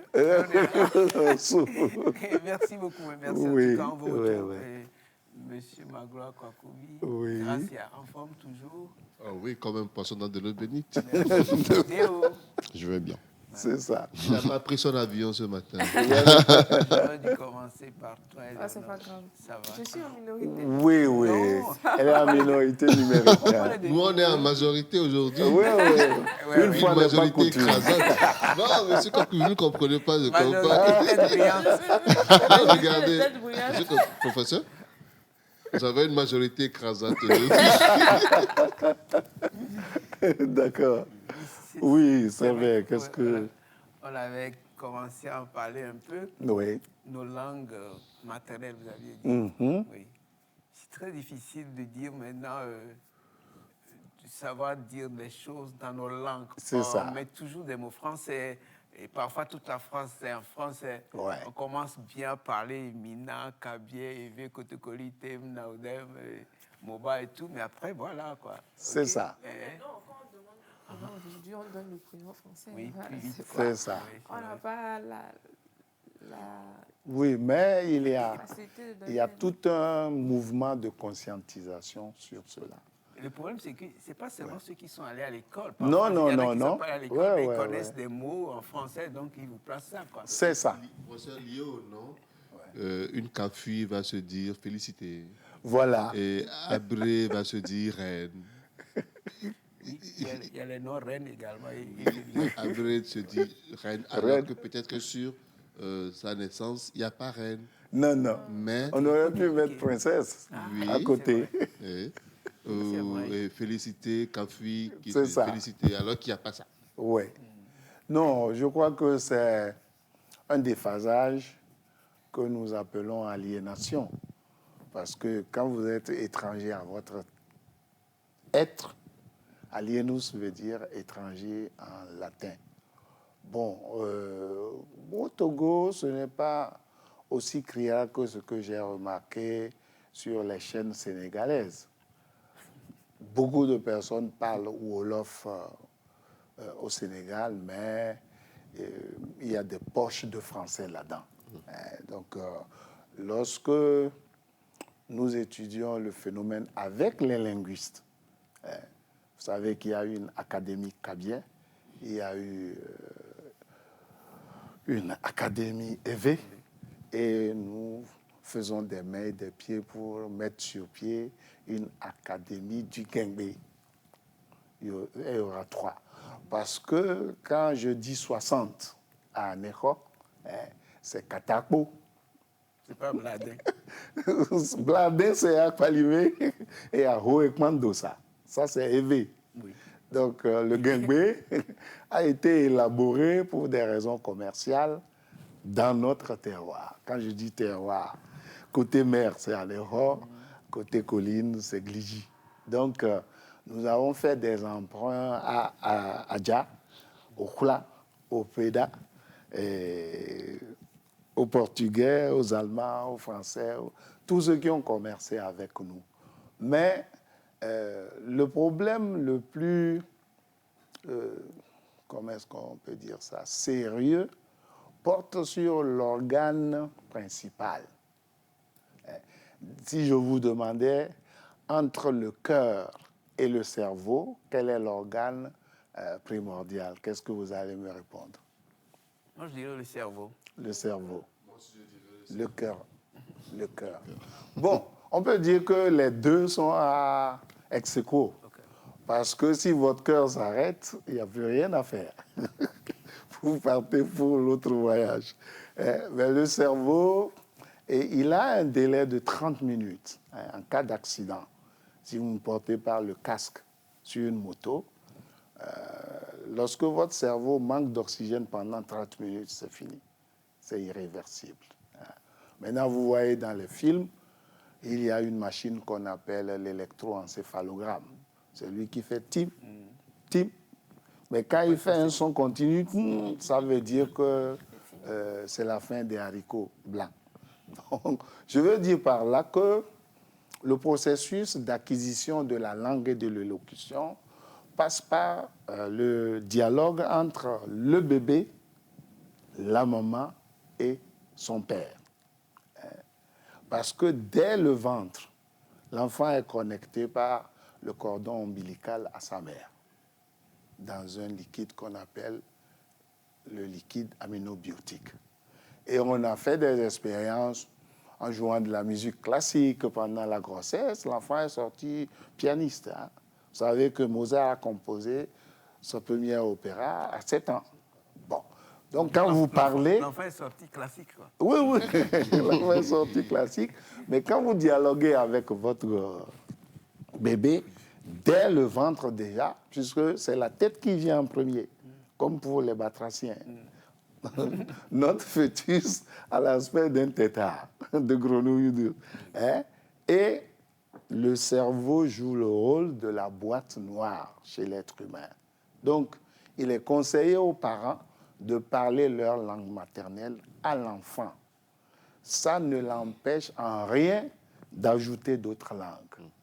Parce que si vous expliquez à votre enfant un périmètre, c'est largeur plus longueur multiplié par 2. Afike Popouya. Olaso Afike Didia Sokwe. ZV. Est-ce qu'il va oublier encore?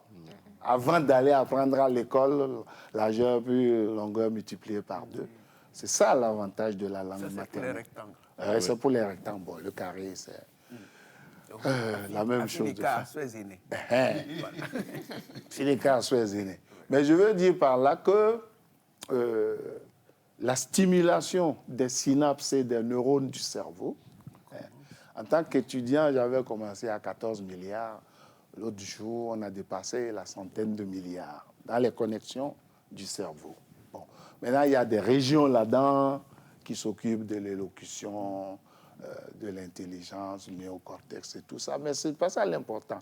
C'est que l'enfant, lorsqu'il a bien rodé ses synapses dans la langue maternelle, il peut ajouter d'autres langues. Vous l'amenez à New York, après il va vous parler anglais, parce que c'est le milieu ambiant, c'est ce qu'on appelle le bain linguistique. Mais lorsque le cerveau est bien rodé avant 7 ans et demi dans la langue maternelle, il n'y a pas de problème pour les autres langues. C'est ce que nous attelons à dénoncer pour dire que, à force de dire « maman va se fâcher, hein, papa va te taper hein, », ça ne rend pas votre enfant intelligent. Hein. Nanipo, papa la peau, c'est différent de « maman va te fâcher ». Lorsque l'enfant vous demandera « maman, qu'est-ce qu'un synapse ?» vous allez répondre quoi? Papa va se fâcher. Deviens-toi. Veille bientôt. Le papa va dire veille bien, mais avec chicha. Bon, il n'est pas évident que le chicha connaisse la réponse. Mais ce que l'on veut dire par là, c'est que le cerveau a besoin d'être rodé. Comme la marche et tout le reste de ce qui n'est pas inné comme les instincts. Donc, il est recommandé à ce que le père parle sa langue maternelle à son enfant. Il comprendra. Lui, c'est comme une éponge. Hein? La maman peut lui parler la langue. Et s'ils ne sont pas du même groupe ethnique, il est déjà bilingue en sortant du ventre. Après, il peut ajouter l'anglais, l'espagnol et tout le reste. C'est fondamental. Hein? Mais vous voulez dire que déjà dans le ventre, oui, la maman peut lui parler. Et même le papa peut venir à côté, hein, toucher le ventre, enfin pas le tien en tout cas, et puis lui parler, je suis un peu plus loin, et lui parler déjà dans le ventre. Oui, il enregistre. Parce qu'on a fait des expériences, je crois, à 6 semaines, hein, quand on promène une bougie devant le ventre, déjà il tourne la tête. À une certaine distance. Oui, à une certaine distance. La même distance qu'il faut garder par rapport à la télé pour les femmes enceintes. Parce qu'il y a des émanations de radiation qui peuvent perturber le fœtus. Okay. Bon, chaque fois que je dis ça, je pense au Soja Line, hein, où le lit, la table, tout est dans une même pièce. Comment vous pouvez garder une distance là-bas, hein? J'aime bien le Soja Line ou le Dogopiam. C'est comme ça qu'on appelle une pièce dans les cours communes. Dogopiam. Quand tu mets le pas, tu es dehors. Il n'y a pas de chambre à coucher. Dogopiam. Dogopiam. Sors. Voilà. Donc la langue, lorsque vous verrez que l'enfant qui n'a pas été bombardé de français ou autre chose, mais il s'exprime bien avant de commencer l'école. Et son esprit est vif. La compréhension très facile. Oui. Très, très facile. Donc, il vaut mieux commencer dans sa langue maternelle. Maternelle. Parce que ma petite fille qui va commencer l'école cette année, quand on lui a dit qu'elle ira à l'école, elle a demandé « Nous kenyi sukulo ». Et son père lui a dit « Afike fofo ina ». Et elle a dit « Ewa nchamaï ». Et il n'a pas dit « C'est quoi l'école » ? Non, quelle quoi l'école ? Keyema. C'est pour ça qu'il ne faut pas laisser les portables et les androïdes à la portée des enfants. Parce que c'est une affaire de leur siècle. Et si vous laissez les images porno là-dedans, vite, pendant que vous êtes en train de vous doucher, il arrive et dit, maman, qu'est-ce que vous allez lui dire? L'explication doit être à la portée de sa compréhension, etc. Mais pour la langue, c'est bon, parce que ça permet à l'homme, quand c'est bien rodé, jusqu'à 18 ans, c'est bon, c'est le seuil. Et de 18 ans, vous pouvez aller jusqu'à 60, 65, quand c'est bien rodé. Sinon, il y a un grand décalage qu'on appelle l'âge mental et l'âge chronologique. C'est pour ça que certains vieux se comportent comme des enfants. Donc finalement, ça serait bien aussi que, par exemple, au préscolaire, les tatas parlent la langue aux enfants quand ils ne comprennent voilà. pas. Il me semble qu'au Ghana, c'est ce qu'ils font. 2 ans avant l'anglais, à l'école, ils apprennent la langue de la région. Si c'est Tui, si c'est Ghana.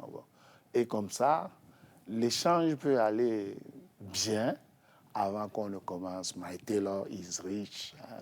Ça... Parce qu'il y a des parents qui hésitent à amener leurs enfants dans les écoles où ils pensent qu'on parle beaucoup plus la langue maternelle. C'est une erreur. On le dénonce tout le temps maintenant. Et notre collègue appelé Antoine, à qui j'envoie un coucou amical dominical, c'est lui le président actuel de l'Académie EV. Il a encore redit il y a 2 ou 3 semaines. La langue maternelle est essentielle. Je me rappelle, en temps, le CP1, le CP2, c'était beaucoup plus confié aux dames, aux institutrices. Et c'est des dames qui parlaient aussi beaucoup, les V, voilà quoi.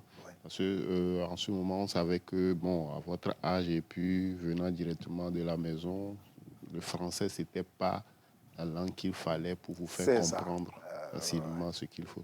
Voilà. Il y avait beaucoup de blagues au cours de notre enfance. Lorsqu'on apprenait les rudiments à l'école, état, la tête, éto, quand on arrivait aux narines, les enfants disent nanavi, ngotimemo, alors que l'instituteur dit les narines, ngotimemo. Les narines. Ce n'est pas nanavi. Les narines. Oui, ngotimemo. Et il y avait des chansons aussi en Gavi, Adaba, on explique toute l'anatomie aux enfants. Voilà. Il y avait des chansons en éveil. Voilà, oui, tout ça là. Mais est-ce que c'est irréversible? Après, quand vous n'arrivez plus à bien parler votre langue, est-ce que vous pouvez redresser? Oui, vous pouvez redresser. Nous avons eu à redresser. Quand on dit « Esobedo », vous ne répondez pas « Degbe », non. C'est « Dosso ».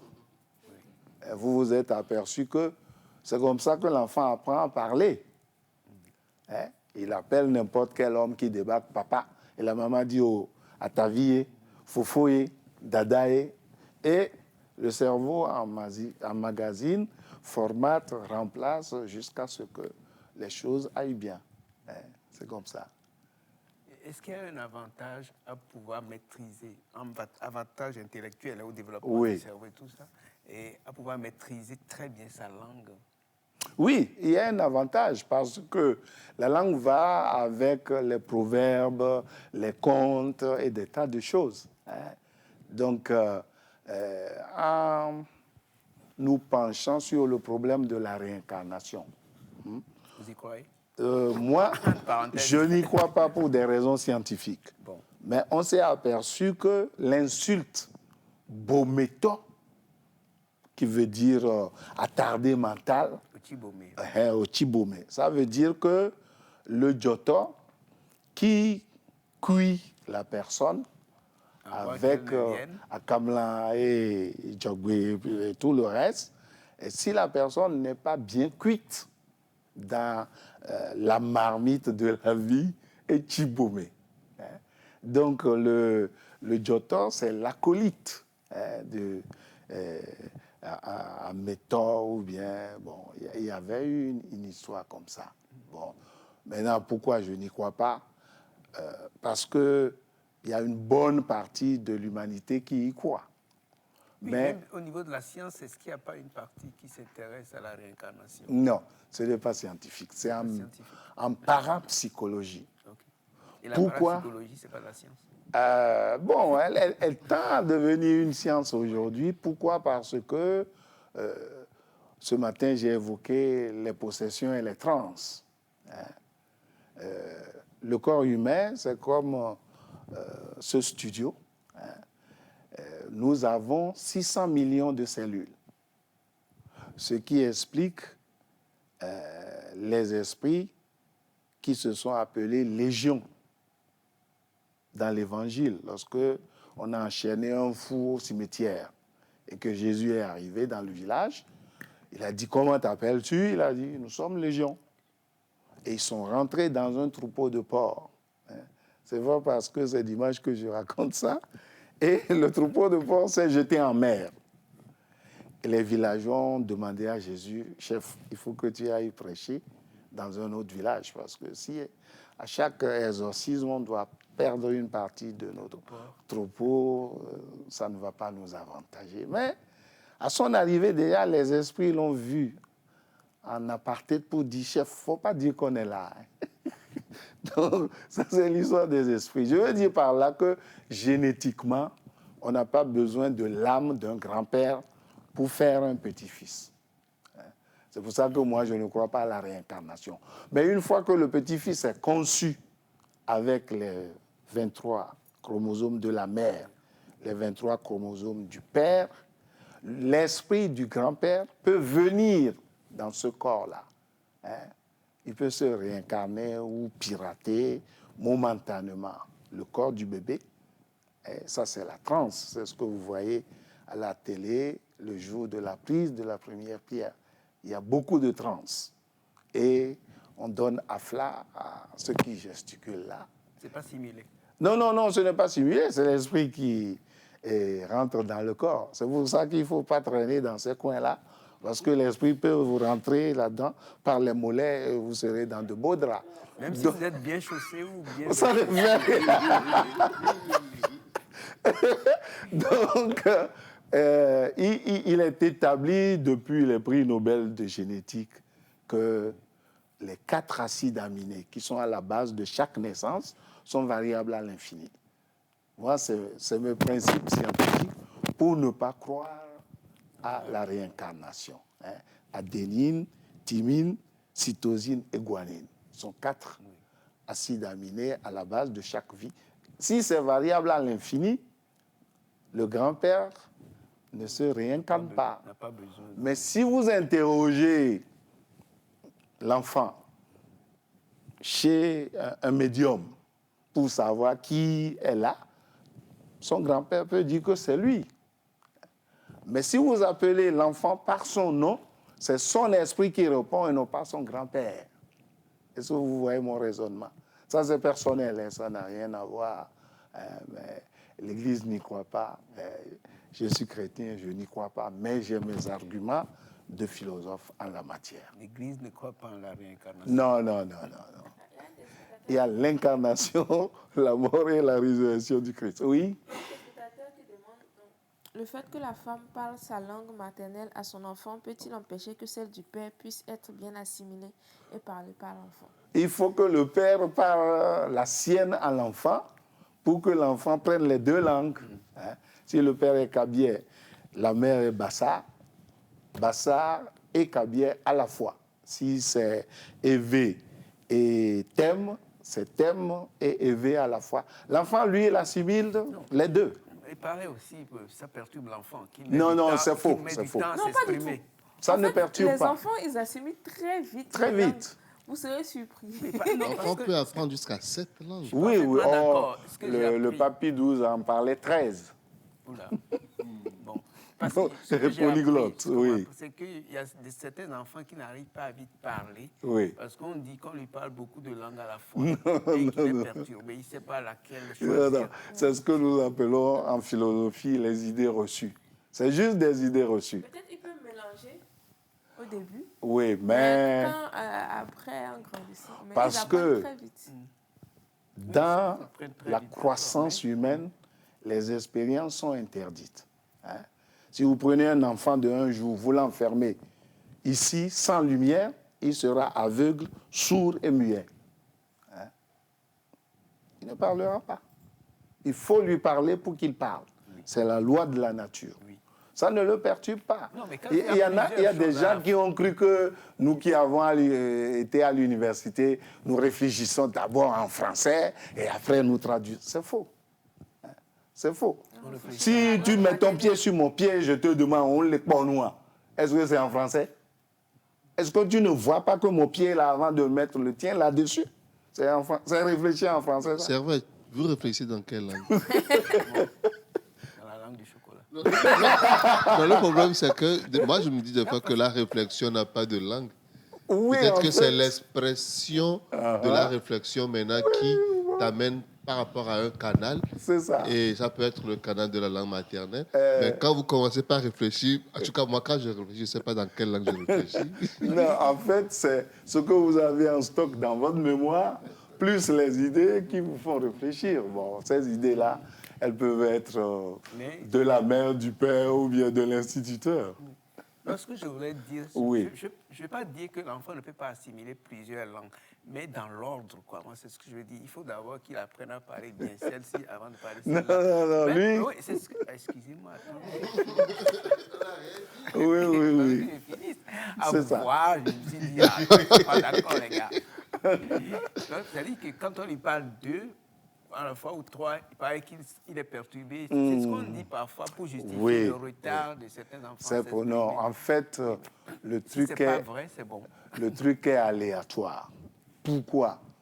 Parce que ce qu'on appelle l'intelligence, lire à l'intérieur, c'est l'étymologie, c'est aléatoire. Pourquoi?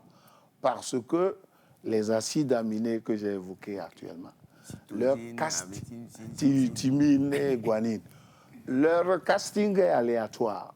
Donc, ce que nous appelons intelligence, c'est un écart statistique. Bon, Jean Piaget, celui qui s'est penché là-dessus le plus longtemps, dit que c'est une capacité d'adaptation de l'homme qu'on appelle l'intelligence. Donc, c'est très aléatoire. Si l'enfant hérite de synapses de qualité, il va réfléchir de manière qualitative très tôt. Ce qui fait croire aux gens que ça c'est la grand-mère qui est revenue. Et non, quelle grand-mère? La grand-mère est tranquille dans sa tombe. L'enfant, c'est l'enfant. Donc, c'est pour ça que dans mon quartier actuellement, il y a plein d'enfants sahéliens. Mais ils parlent mina. Il y a aucun problème. Mais leur maman leur parle leur langue maternelle quand je les vois passer avec leur maman. Mais quand eux-mêmes ils jouent entre eux, va fier, ma pauvre fille, c'est ce qu'on entend. C'est le bain linguistique. C'est ce que je voulais dire quand il disait que c'était trop lui mettre, de lui apprendre plusieurs langues à la fois. C'est là-dedans qu'il y a les dispatching. Il suffit de se contenter de lui apprendre qu'une langue à la maison, que tu seras étonné de voir après quelques mois qu'il a déjà appris d'autres aussi dehors. Oui. Et puis je pense que vous venez peut-être de répondre à une question à quelqu'un qui demande, bon, je ne savais pas ça, pourquoi on conseille aux femmes enceintes de garder la lumière dans la chambre étant enceinte ou lorsqu'elles viennent d'accoucher? L'enfant sera éclairé. Là aussi, ça fait partie des idées reçues parce que les Blancs ont des veilleuses, mais en Afrique, nous, on n'a pas eu de veilleuses. Nous qui sommes nés à l'époque des lampions et des lanternes, j'aime bien la dénomination du lampion. Wanlipoti. Les lampions, ce sont des flammes? Non, c'est les botolugui, c'est les lampes qu'on fait avec les boîtes de conserve, avec tissu et pétrole. Oui. Parfois, il paraît que ce n'est pas seulement du pétrole qu'on peut mettre. Non, on peut mettre de l'huile rouge aussi. Avant le pétrole, il y avait l'huile rouge. Il faut qu'on ait un musée de ces... Wanlipoti. Wanlipoti. On ne voit pas. Wanli, c'est l'esprit qui revient. On ne le voit pas. Donc, quand lui fait comme ça s'éteint. Ah, d'accord. D'où l'étymologie. Mais en fait, c'est le vent qui l'éteint. C'est le vent Wanli qui l'éteint. Mais c'est l'une de ces dénominations. Et donc, la lumière... Bon, la lumière, le ventre de la maman. Ça joue sur la grossesse, mais pas nécessairement au moment où la maman dort. Non, pas nécessairement. Moi, je pense un peu le fait qu'elle vient d'accoucher, comme vous avez dit tout à l'heure. Oui. Si on laisse un enfant... dans l'obscurité, oui. Ça joue sur ses rétines et tout ça. Oui, mais ça n'a pas... De toute façon, il y a la lumière du jour qui va influencer sa vision. Il n'y a pas de problème. Ce n'est pas nécessairement une lampe la nuit pendant qu'il dort. Ouais. Mais est-ce qu'il est aussi prouvé? Oui. Moi, empiriquement, je peux le dire. On parle facilement la langue de sa maman. Oui. On l'assimile facilement. Oui. J'avoue, ma maman est fond. Oui. Oui, je parle facilement, je parle fond. C'est ça. OK. Et mon petit frère, je suis vraiment un mélange, excusez-moi, je suis un mélange, quoi. OK. Mon père du Togo, ma mère du Bénin, je suis né en Guinée. C'est Mon ça. frère a épousé une Nigériane, il m'a fait des petits Nigérians qui m'appellent tonton. Après, je suis perdu. Ma grand-mère a des origines ghanéennes. Je comprends du coup. Je ne sais pas d'où je viens. Je suis de l'Afrique de l'Ouest. Donc, finalement, du coup, les enfants de mon petit-neveu du Nigeria, là, ils parlent la langue de leur mère. C'est ça. Leur mère est Yoruba. Elle est nigériane. Elle est de Benin City. Benin City. Oui, c'est une minorité. Oui, ceux qui habitent là-bas. Les enfants, là, ils sont plus nigériens. C'est les Ibo? C'est pas Ibo. Mais c'est pas typique. Mais ils sont proches des Ibo, mais c'est pas Ibo. Les enfants, là, se sentent plus nigériens que togolais, d'une part. Et de l'autre, ils parlent couramment la langue de leur mère sans comprendre un seul mot d'élevé que nous parlons ici. Et quand ils viennent ici en vacances, ils demandent même des repas du Nigeria. Ils disent qu'il ne faut pas la différence, en fait. On ne peut pas une pâte, ils disent que cette pâte-là, c'est togolais. Et que leur pâte à eux, c'est différent, des choses comme ça. Après, c'est différent. Parce que peut-être le papa n'a pas parlé. Papa n'a pas du tout parlé. C'est ça. Si le papa avait parlé l'élevé ou le mina, il parlerait les deux langues. Ça, c'est établi scientifiquement. Mais nous sommes plus souvent avec nos mamans aussi. Et depuis le ventre, elle a déjà commencé par communiquer avec... Oui, mais si la maman est convaincue qu'en parlant français à son enfant, il sera premier de la classe au CP1, le dommage est déjà avéré. J'ai un cousin qui est en Norvège, qui parle... Ils sont norvégiens. Oui. Mais il parle français à sa fille. Mais quand la fille est venue au Togo, tu lui parles français, elle ne s'exprime pas, mais elle comprend. Elle comprend, oui. Alors qu'en Norvège, il ne parle que le norvégien. Que le norvégien, oui. Mais est-ce qu'on peut comprendre aussi naturellement, c'est-à-dire parce que tes parents sont de là, tu es prédisposé Non, si on ne te parle pas la langue, tu ne peux pas la parler. Ça, c'est mathématique. On n'a pas de prédisposition. Non, pas du tout. Quand Tarzan était avec les chimpanzés, il ne parlait jamais la langue de chimpanzé. C'est pas une bande dessinée, ça. C'est une mythologie. Mais à la mort de la reine Elisabeth l'autre jour, ils ont parlé d'un top tree au Kenya. On a construit un hôtel sur le haut d'un arbre, là où la reine Elisabeth, avant d'apprendre qu'elle sera reine. Oui, c'est là qu'on lui a annoncé la mort. Voilà. Ça m'a fait beaucoup rire parce que souvent, lorsque nos camarades français nous demandaient si c'était vrai que nous habitions dans les arbres, comme on voit dans les films de Tarzan, nous répondions oui. Et l'ambassadeur de France habite le plus gros des arbres. Ils disent, mais comment tu m'as posé une question, je te donne la réponse. C'est moi qui viens de là. Nous habitons dans les arbres et l'ambassadeur de France vit dans l'arbre le plus grand. Non, c'est vrai, parce il s'appelle le baobab. Ils ont des ambassadeurs ici. Est-ce que les ambassadeurs viennent leur dire qu'on habitait déjà? Non, mais c'est aux Africains eux-mêmes d'expliquer aux autres que nous n'habitons pas dans les arbres. Parmi les arbres ou sous les arbres. Sous l'arbre, pas l'arbre. Non, le problème de la langue est très important parce que l'enfant peut voir passer une scolopendre. Et si la maman ne sait... C'est ce qu'on appelle encore mille pattes. Non, c'est Djidegbe qui s'appelle scolopendre. Oui. La scolopendre pique comme le scorpion également. Elle a 1000 pattes aussi. Oh, elle a beaucoup de pattes, mais on ne l'appelle pas 1000. 1000 pattes, lui, il en a beaucoup plus que la scolopendre. La scolopendre, c'est plus mince, là. Voilà. Non, il est plus longiligne. L'autre est un peu plus gros. Donc, scolopendre, c'est Djidegbe. Pourquoi? Parce qu'il habite les régions humides et c'est quand il pleut qu'elle sort des fois pour passer d'un tas de cailloux à l'autre. Bon, maintenant, la fourmi passe, comment est-ce que tu vas l'appeler? La musaraigne passe, comment est-ce que tu vas l'appeler? La souris passe, comment est-ce que tu vas l'appeler? L'araignée, plus le gecko. Ça, c'est ceux qui font le biotope de la maison, ça, plus les cancrelats, et les lézards et les autres.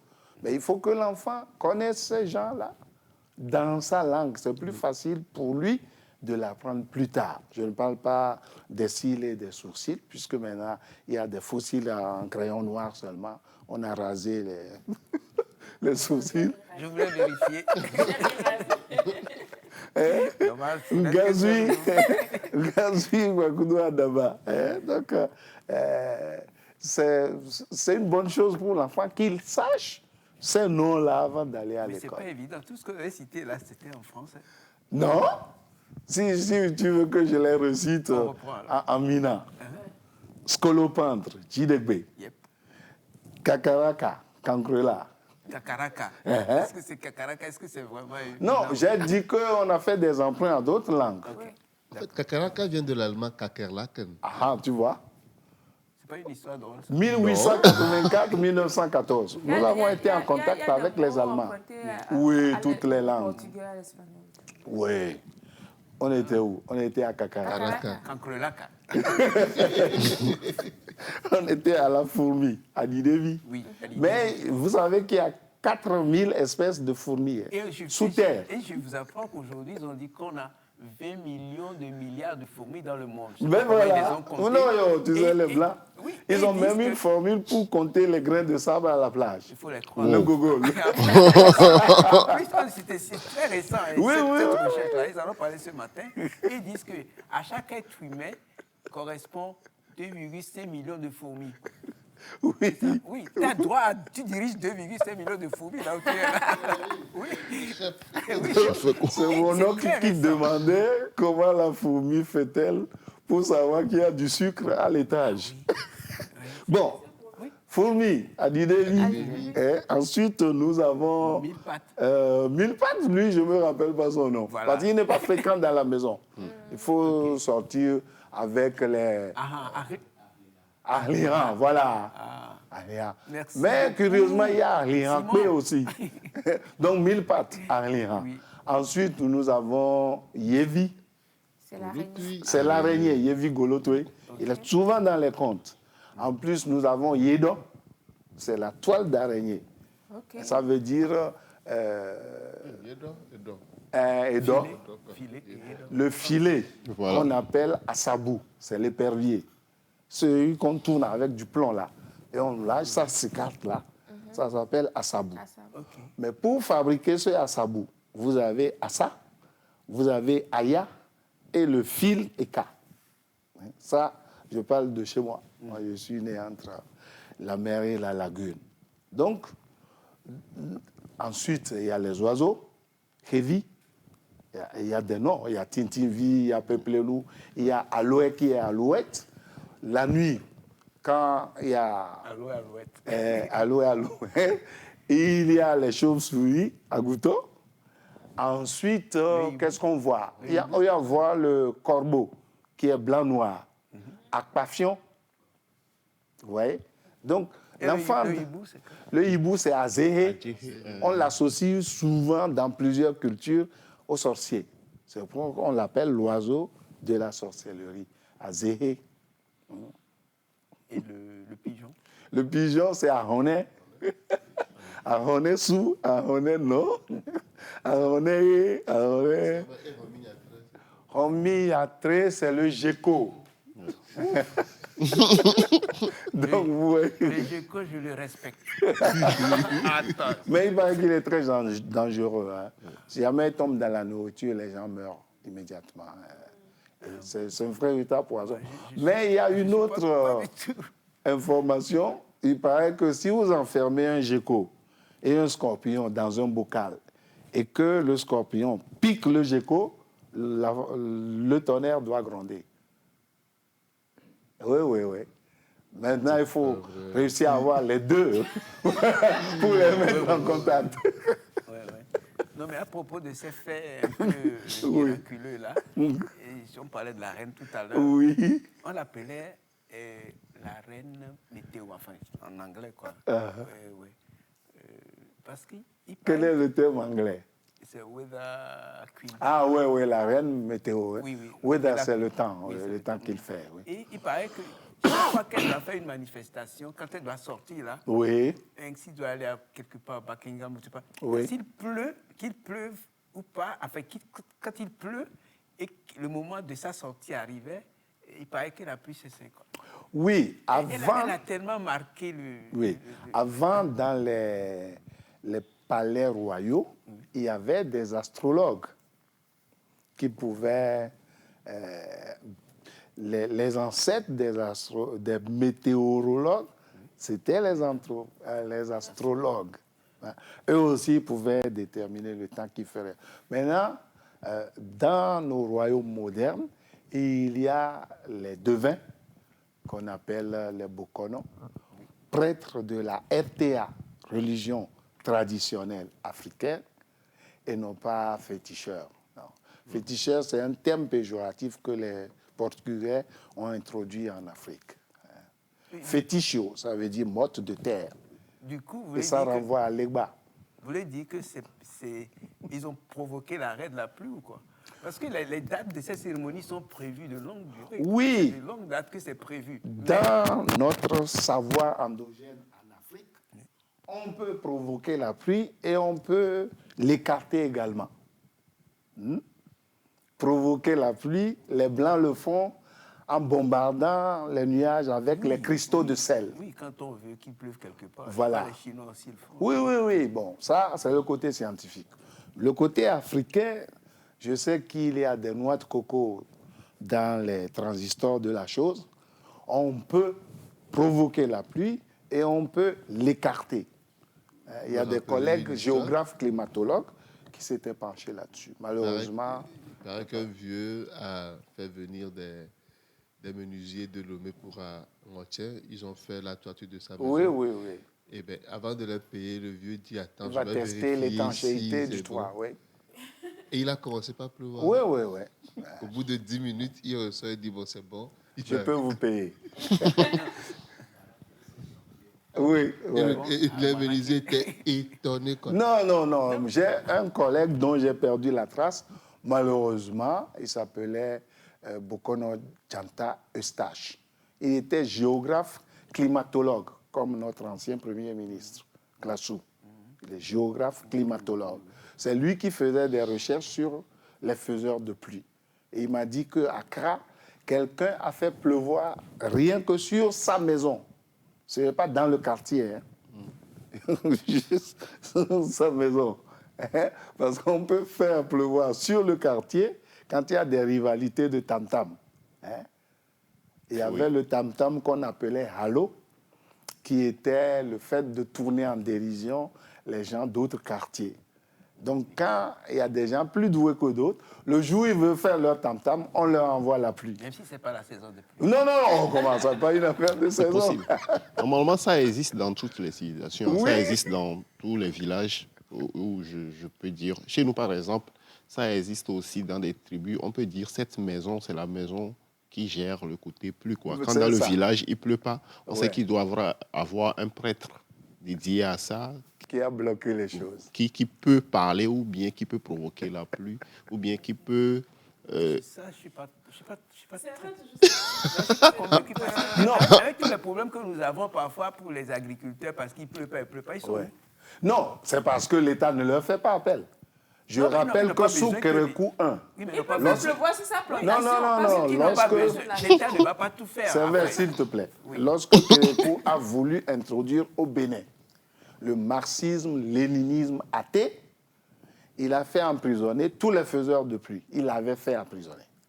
Le jour qu'il les a libérés, il a plu 3 jours et 3 nuits de suite. C'est une coïncidence. Quelle coïncidence. Ça s'appelle, au Togo ici, quel est ton santon. C'est vrai. Ça existe. Ça existe. Bon, maintenant, comme tu m'as dit que tu parles fond, renseigne-toi sur Kérékou 1. Révolution. J'ai entendu. Non, il n'y a aucun problème. De toute façon, c'est aux Africains de breveter ces connaissances-là.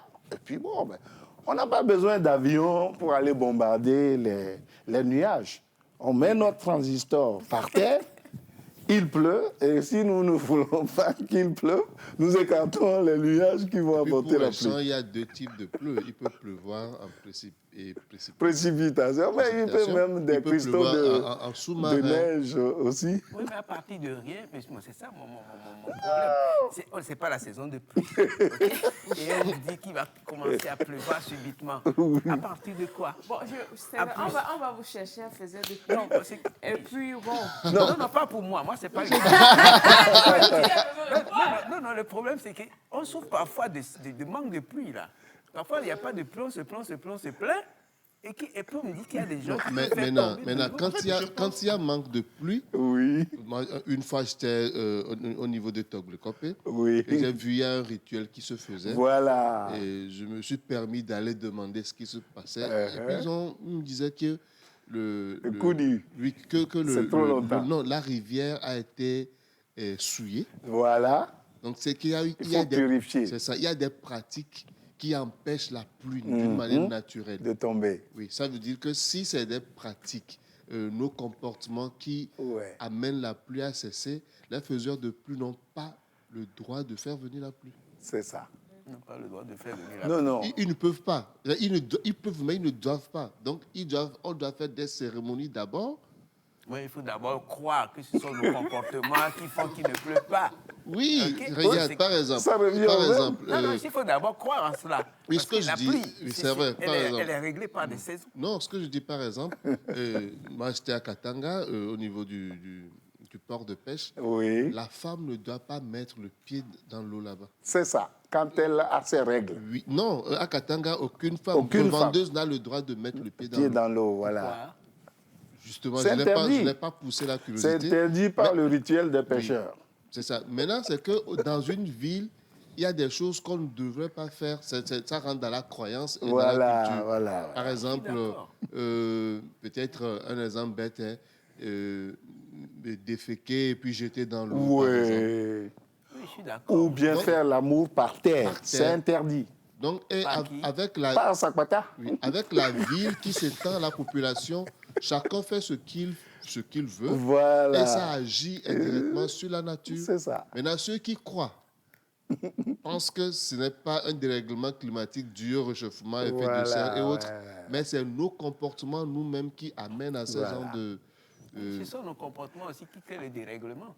Oui, mais c'est prouvé scientifiquement que les gaz à effet de serre et autres. Voilà. Oui. Mais quand, par exemple, tu t'amuses par terre, avec ta femme... Enfin, pour dire ça, pas pour par un euphémisme.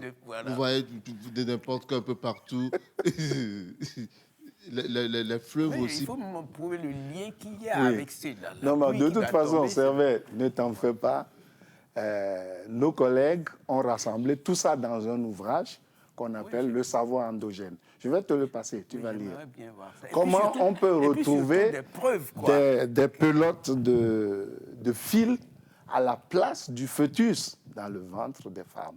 Des pelotes de fil. Oui. À la place du fœtus. Oui, il y a un hôpital à Cotonou qui s'appelle 214 lits. Oui, c'est l'hôpital principal de Cotonou. Oui, c'est leur hôpital de Tocoin. Oui, c'est leur Tocoin, oui. voilà.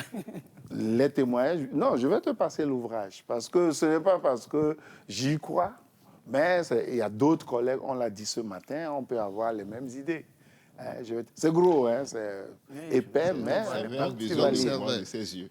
Si tu voyais une femme accoucher d'un mort-né après, je crois, 18 mois ou 20 mois. Oui. 18 mois. Oui, oui. C'est 9 normalement. Oui. La dame a été d'un mort-né. La dame a été à l'hôpital. On a fait Échographie, on n'a rien vu. radio, tout ça là. Rien vu. Mais le ventre était là. C'est ça.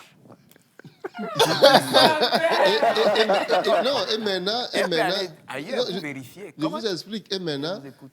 c'est un pasteur qui vient Il y a prier, IRM, ça ne passait pas. On appelle un tradithérapeute. Ouais. À l'insu du pasteur, le tradithérapeute dit que madame, vous êtes enceinte. La C'est dame ça. dit non. Elle prend 2, 3 herbes. Ouais. Elle donne la dame d'avaler. La dame avale. Elle commence par vomir. Au bout de 2 jours, on l'appelle pour dire que et dit Akpakou. Et lui, il a pensé que c'est Akpakou, quoi. C'est ça, la calebasse. Oui, Akpakou, c'est la Oui, calebasse. Ah, oui. oui. Maintenant, le gars Avec son arrive, couvercle. c'est carrément un enfant qui est sorti. Mhm. Et il m'a appelé pour venir voir parce que Ouais, je ne ouais, croyais pas. Tu as vu? J'ai vu 18 mois. 18 mois et on a enterré l'enfant ensemble. Hmm. Et il dit, il ne faut pas que les pasteurs sachent. Tu avais vu la femme quand elle, au début, ou c'était juste à la fin qu'on t'a appelé? C'est à la fin qu'on m'a appelé. Voilà, donc tu ne peux pas. Tu peux pas Non, croire. on ne peut pas être alpha et oméga tout le il fait temps. l'avocat du diable. C'est vrai, serait quelque part Est-ce que tu sais qu'il y a Ebou va des le grossesses chicoter. nerveuses? Grossesse nerveuse. Oui.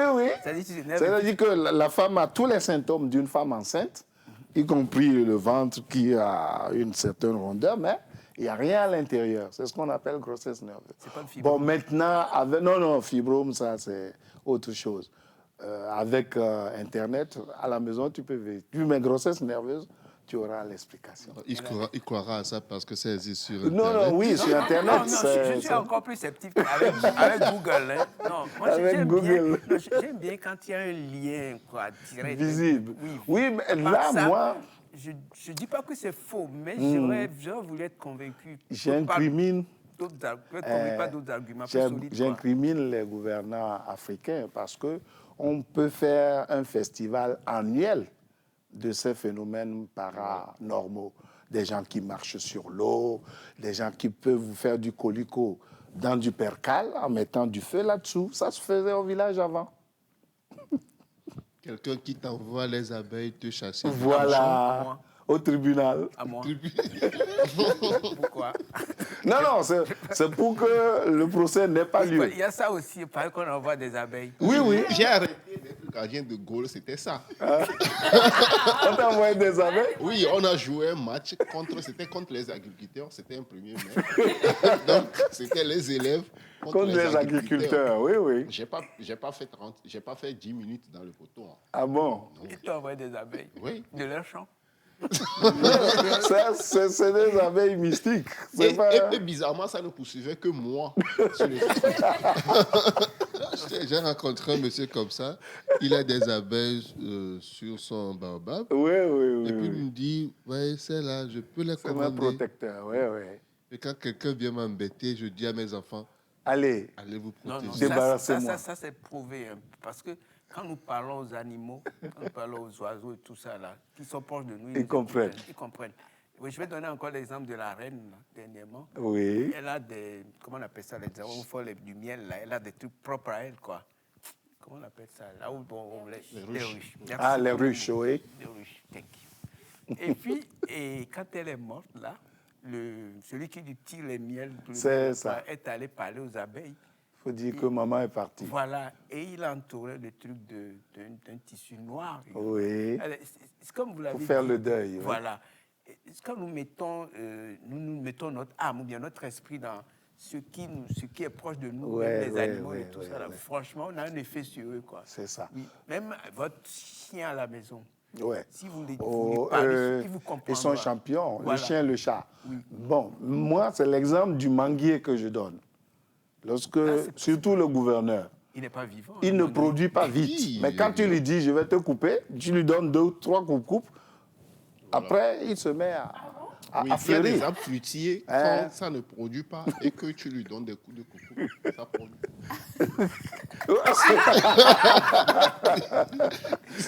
Tu apprends beaucoup de choses ce matin, Servais. Oui. Claude aussi. Il y en a même qui enfoncent des clous dedans. Ouais, des clous là-dedans. Bon. Non, il paraît même que quand on joue de la musique classique, ça fait épanouir les fleurs dans la maison. Oui. Et les Beethoven, tout ça là. Oui, c'est possible. Mais pas que de la musique classique. On peut jouer également notre musique à nous. Oui. Il faut le connaître. Il faut savoir quel genre de musique. C'est ça, un peu. Oui. Ces recherches-là, je suis parfaitement d'accord, on pourrait les faire. Et puis, il faut que ça soit vulgarisé. Oui, mais tu sais, l'inconvénient de la vulgarisation, à supposer que tout le monde puisse maîtriser la pluie. Non, pas tout le monde. Pas tout le monde. Je dis, c'est pour ça qu'il y a des brevets. Oui, il faut que ça soit connu, ok? Il faut que ça soit connu et que les gens aient vu quoi, par expérience, ils ont vu ça. Non, ça mettra du temps. Ça mettra du temps. Oui. Parce que tout le monde ne peut pas être puissant.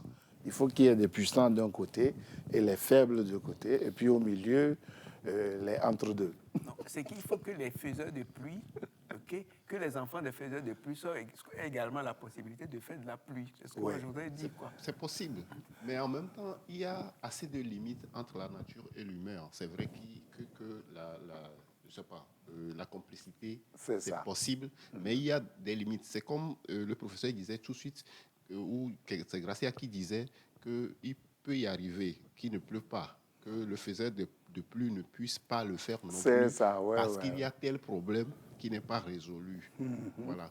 Donc, ce n'est pas parce que tu as la possibilité d'invoquer la pluie qu'à chaque fois que tu te mets debout pour invoquer la pluie, que ça va marcher. Le dernier mot revient à la nature. Oui. Voilà, c'est ça, justement. Donc, c'est dommage. On va faire une émission pour ça. De noms et tout, de langue. Oui. Alors, il y a quelqu'un qui dit... attends, je vais retrouver le message. Il y a un monsieur qui a témoigné qu'il est togolais. Il a grandi au Ghana. Oui. Il a épousé une Ghanéenne. Oui. Mais ses enfants ne parlent que la langue de la mère. De leur maman. C'est ça. Mais actuellement, il ne vit pas avec eux, mais il aimerait que sa dernière puisse parler sa langue parce qu'elle a 14 ans. Oui. C'est possible. À commencer par lui parler, elle peut apprendre. Voilà. De toute façon, c'est jamais irréversible. Il y a quelqu'un aussi qui me suit depuis le Bénin, je crois. Je suis béninois précisément de Grand Popo, mais je vous assure que tous les enfants parlent correctement le Mina. Et en ce qui me concerne, ma fille de 2 ans parle correctement Péda, le Mina et le français. Voilà. C'est quelque chose que je ne comprends pas. Elle a 2 ans. Oui. Non, il n'y a rien à comprendre puisque l'enfant est dans le bain linguistique. Oula. La mère de ma mère était de Grand Popo. Mais ma mère est Ayélé de Seko.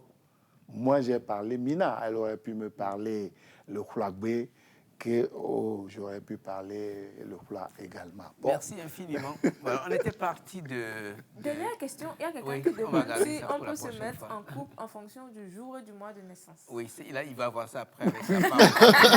On se met en couple en fonction du jour et du mois de naissance. Oh non, c'est mieux d'étudier les 2 caractères parce qu'en cas d'incompatibilité, c'est se mettre en enfer au lieu d'aller dans la vie de tous les jours. Merci beaucoup. On a parlé des noms, des prénoms, il n'y a plus de place. Voilà. Il faut être vraiment à l'heure. Les noms, des prénoms, on a vu comment nous perdons l'usage de nos langues. Voilà, par rapport aux langues étrangères. C'est la rentrée, si je ne m'abuse. Vraiment bonne rentrée à tous les enfants. Oui. Bonne rentrée également aux enseignants. Et beaucoup de courage. Faites un métier qui n'est pas forcément facile. C'est ça.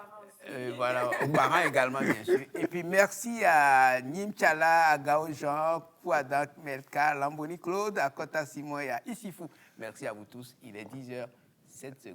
Au revoir. On se retrouve samedi. Bye bye.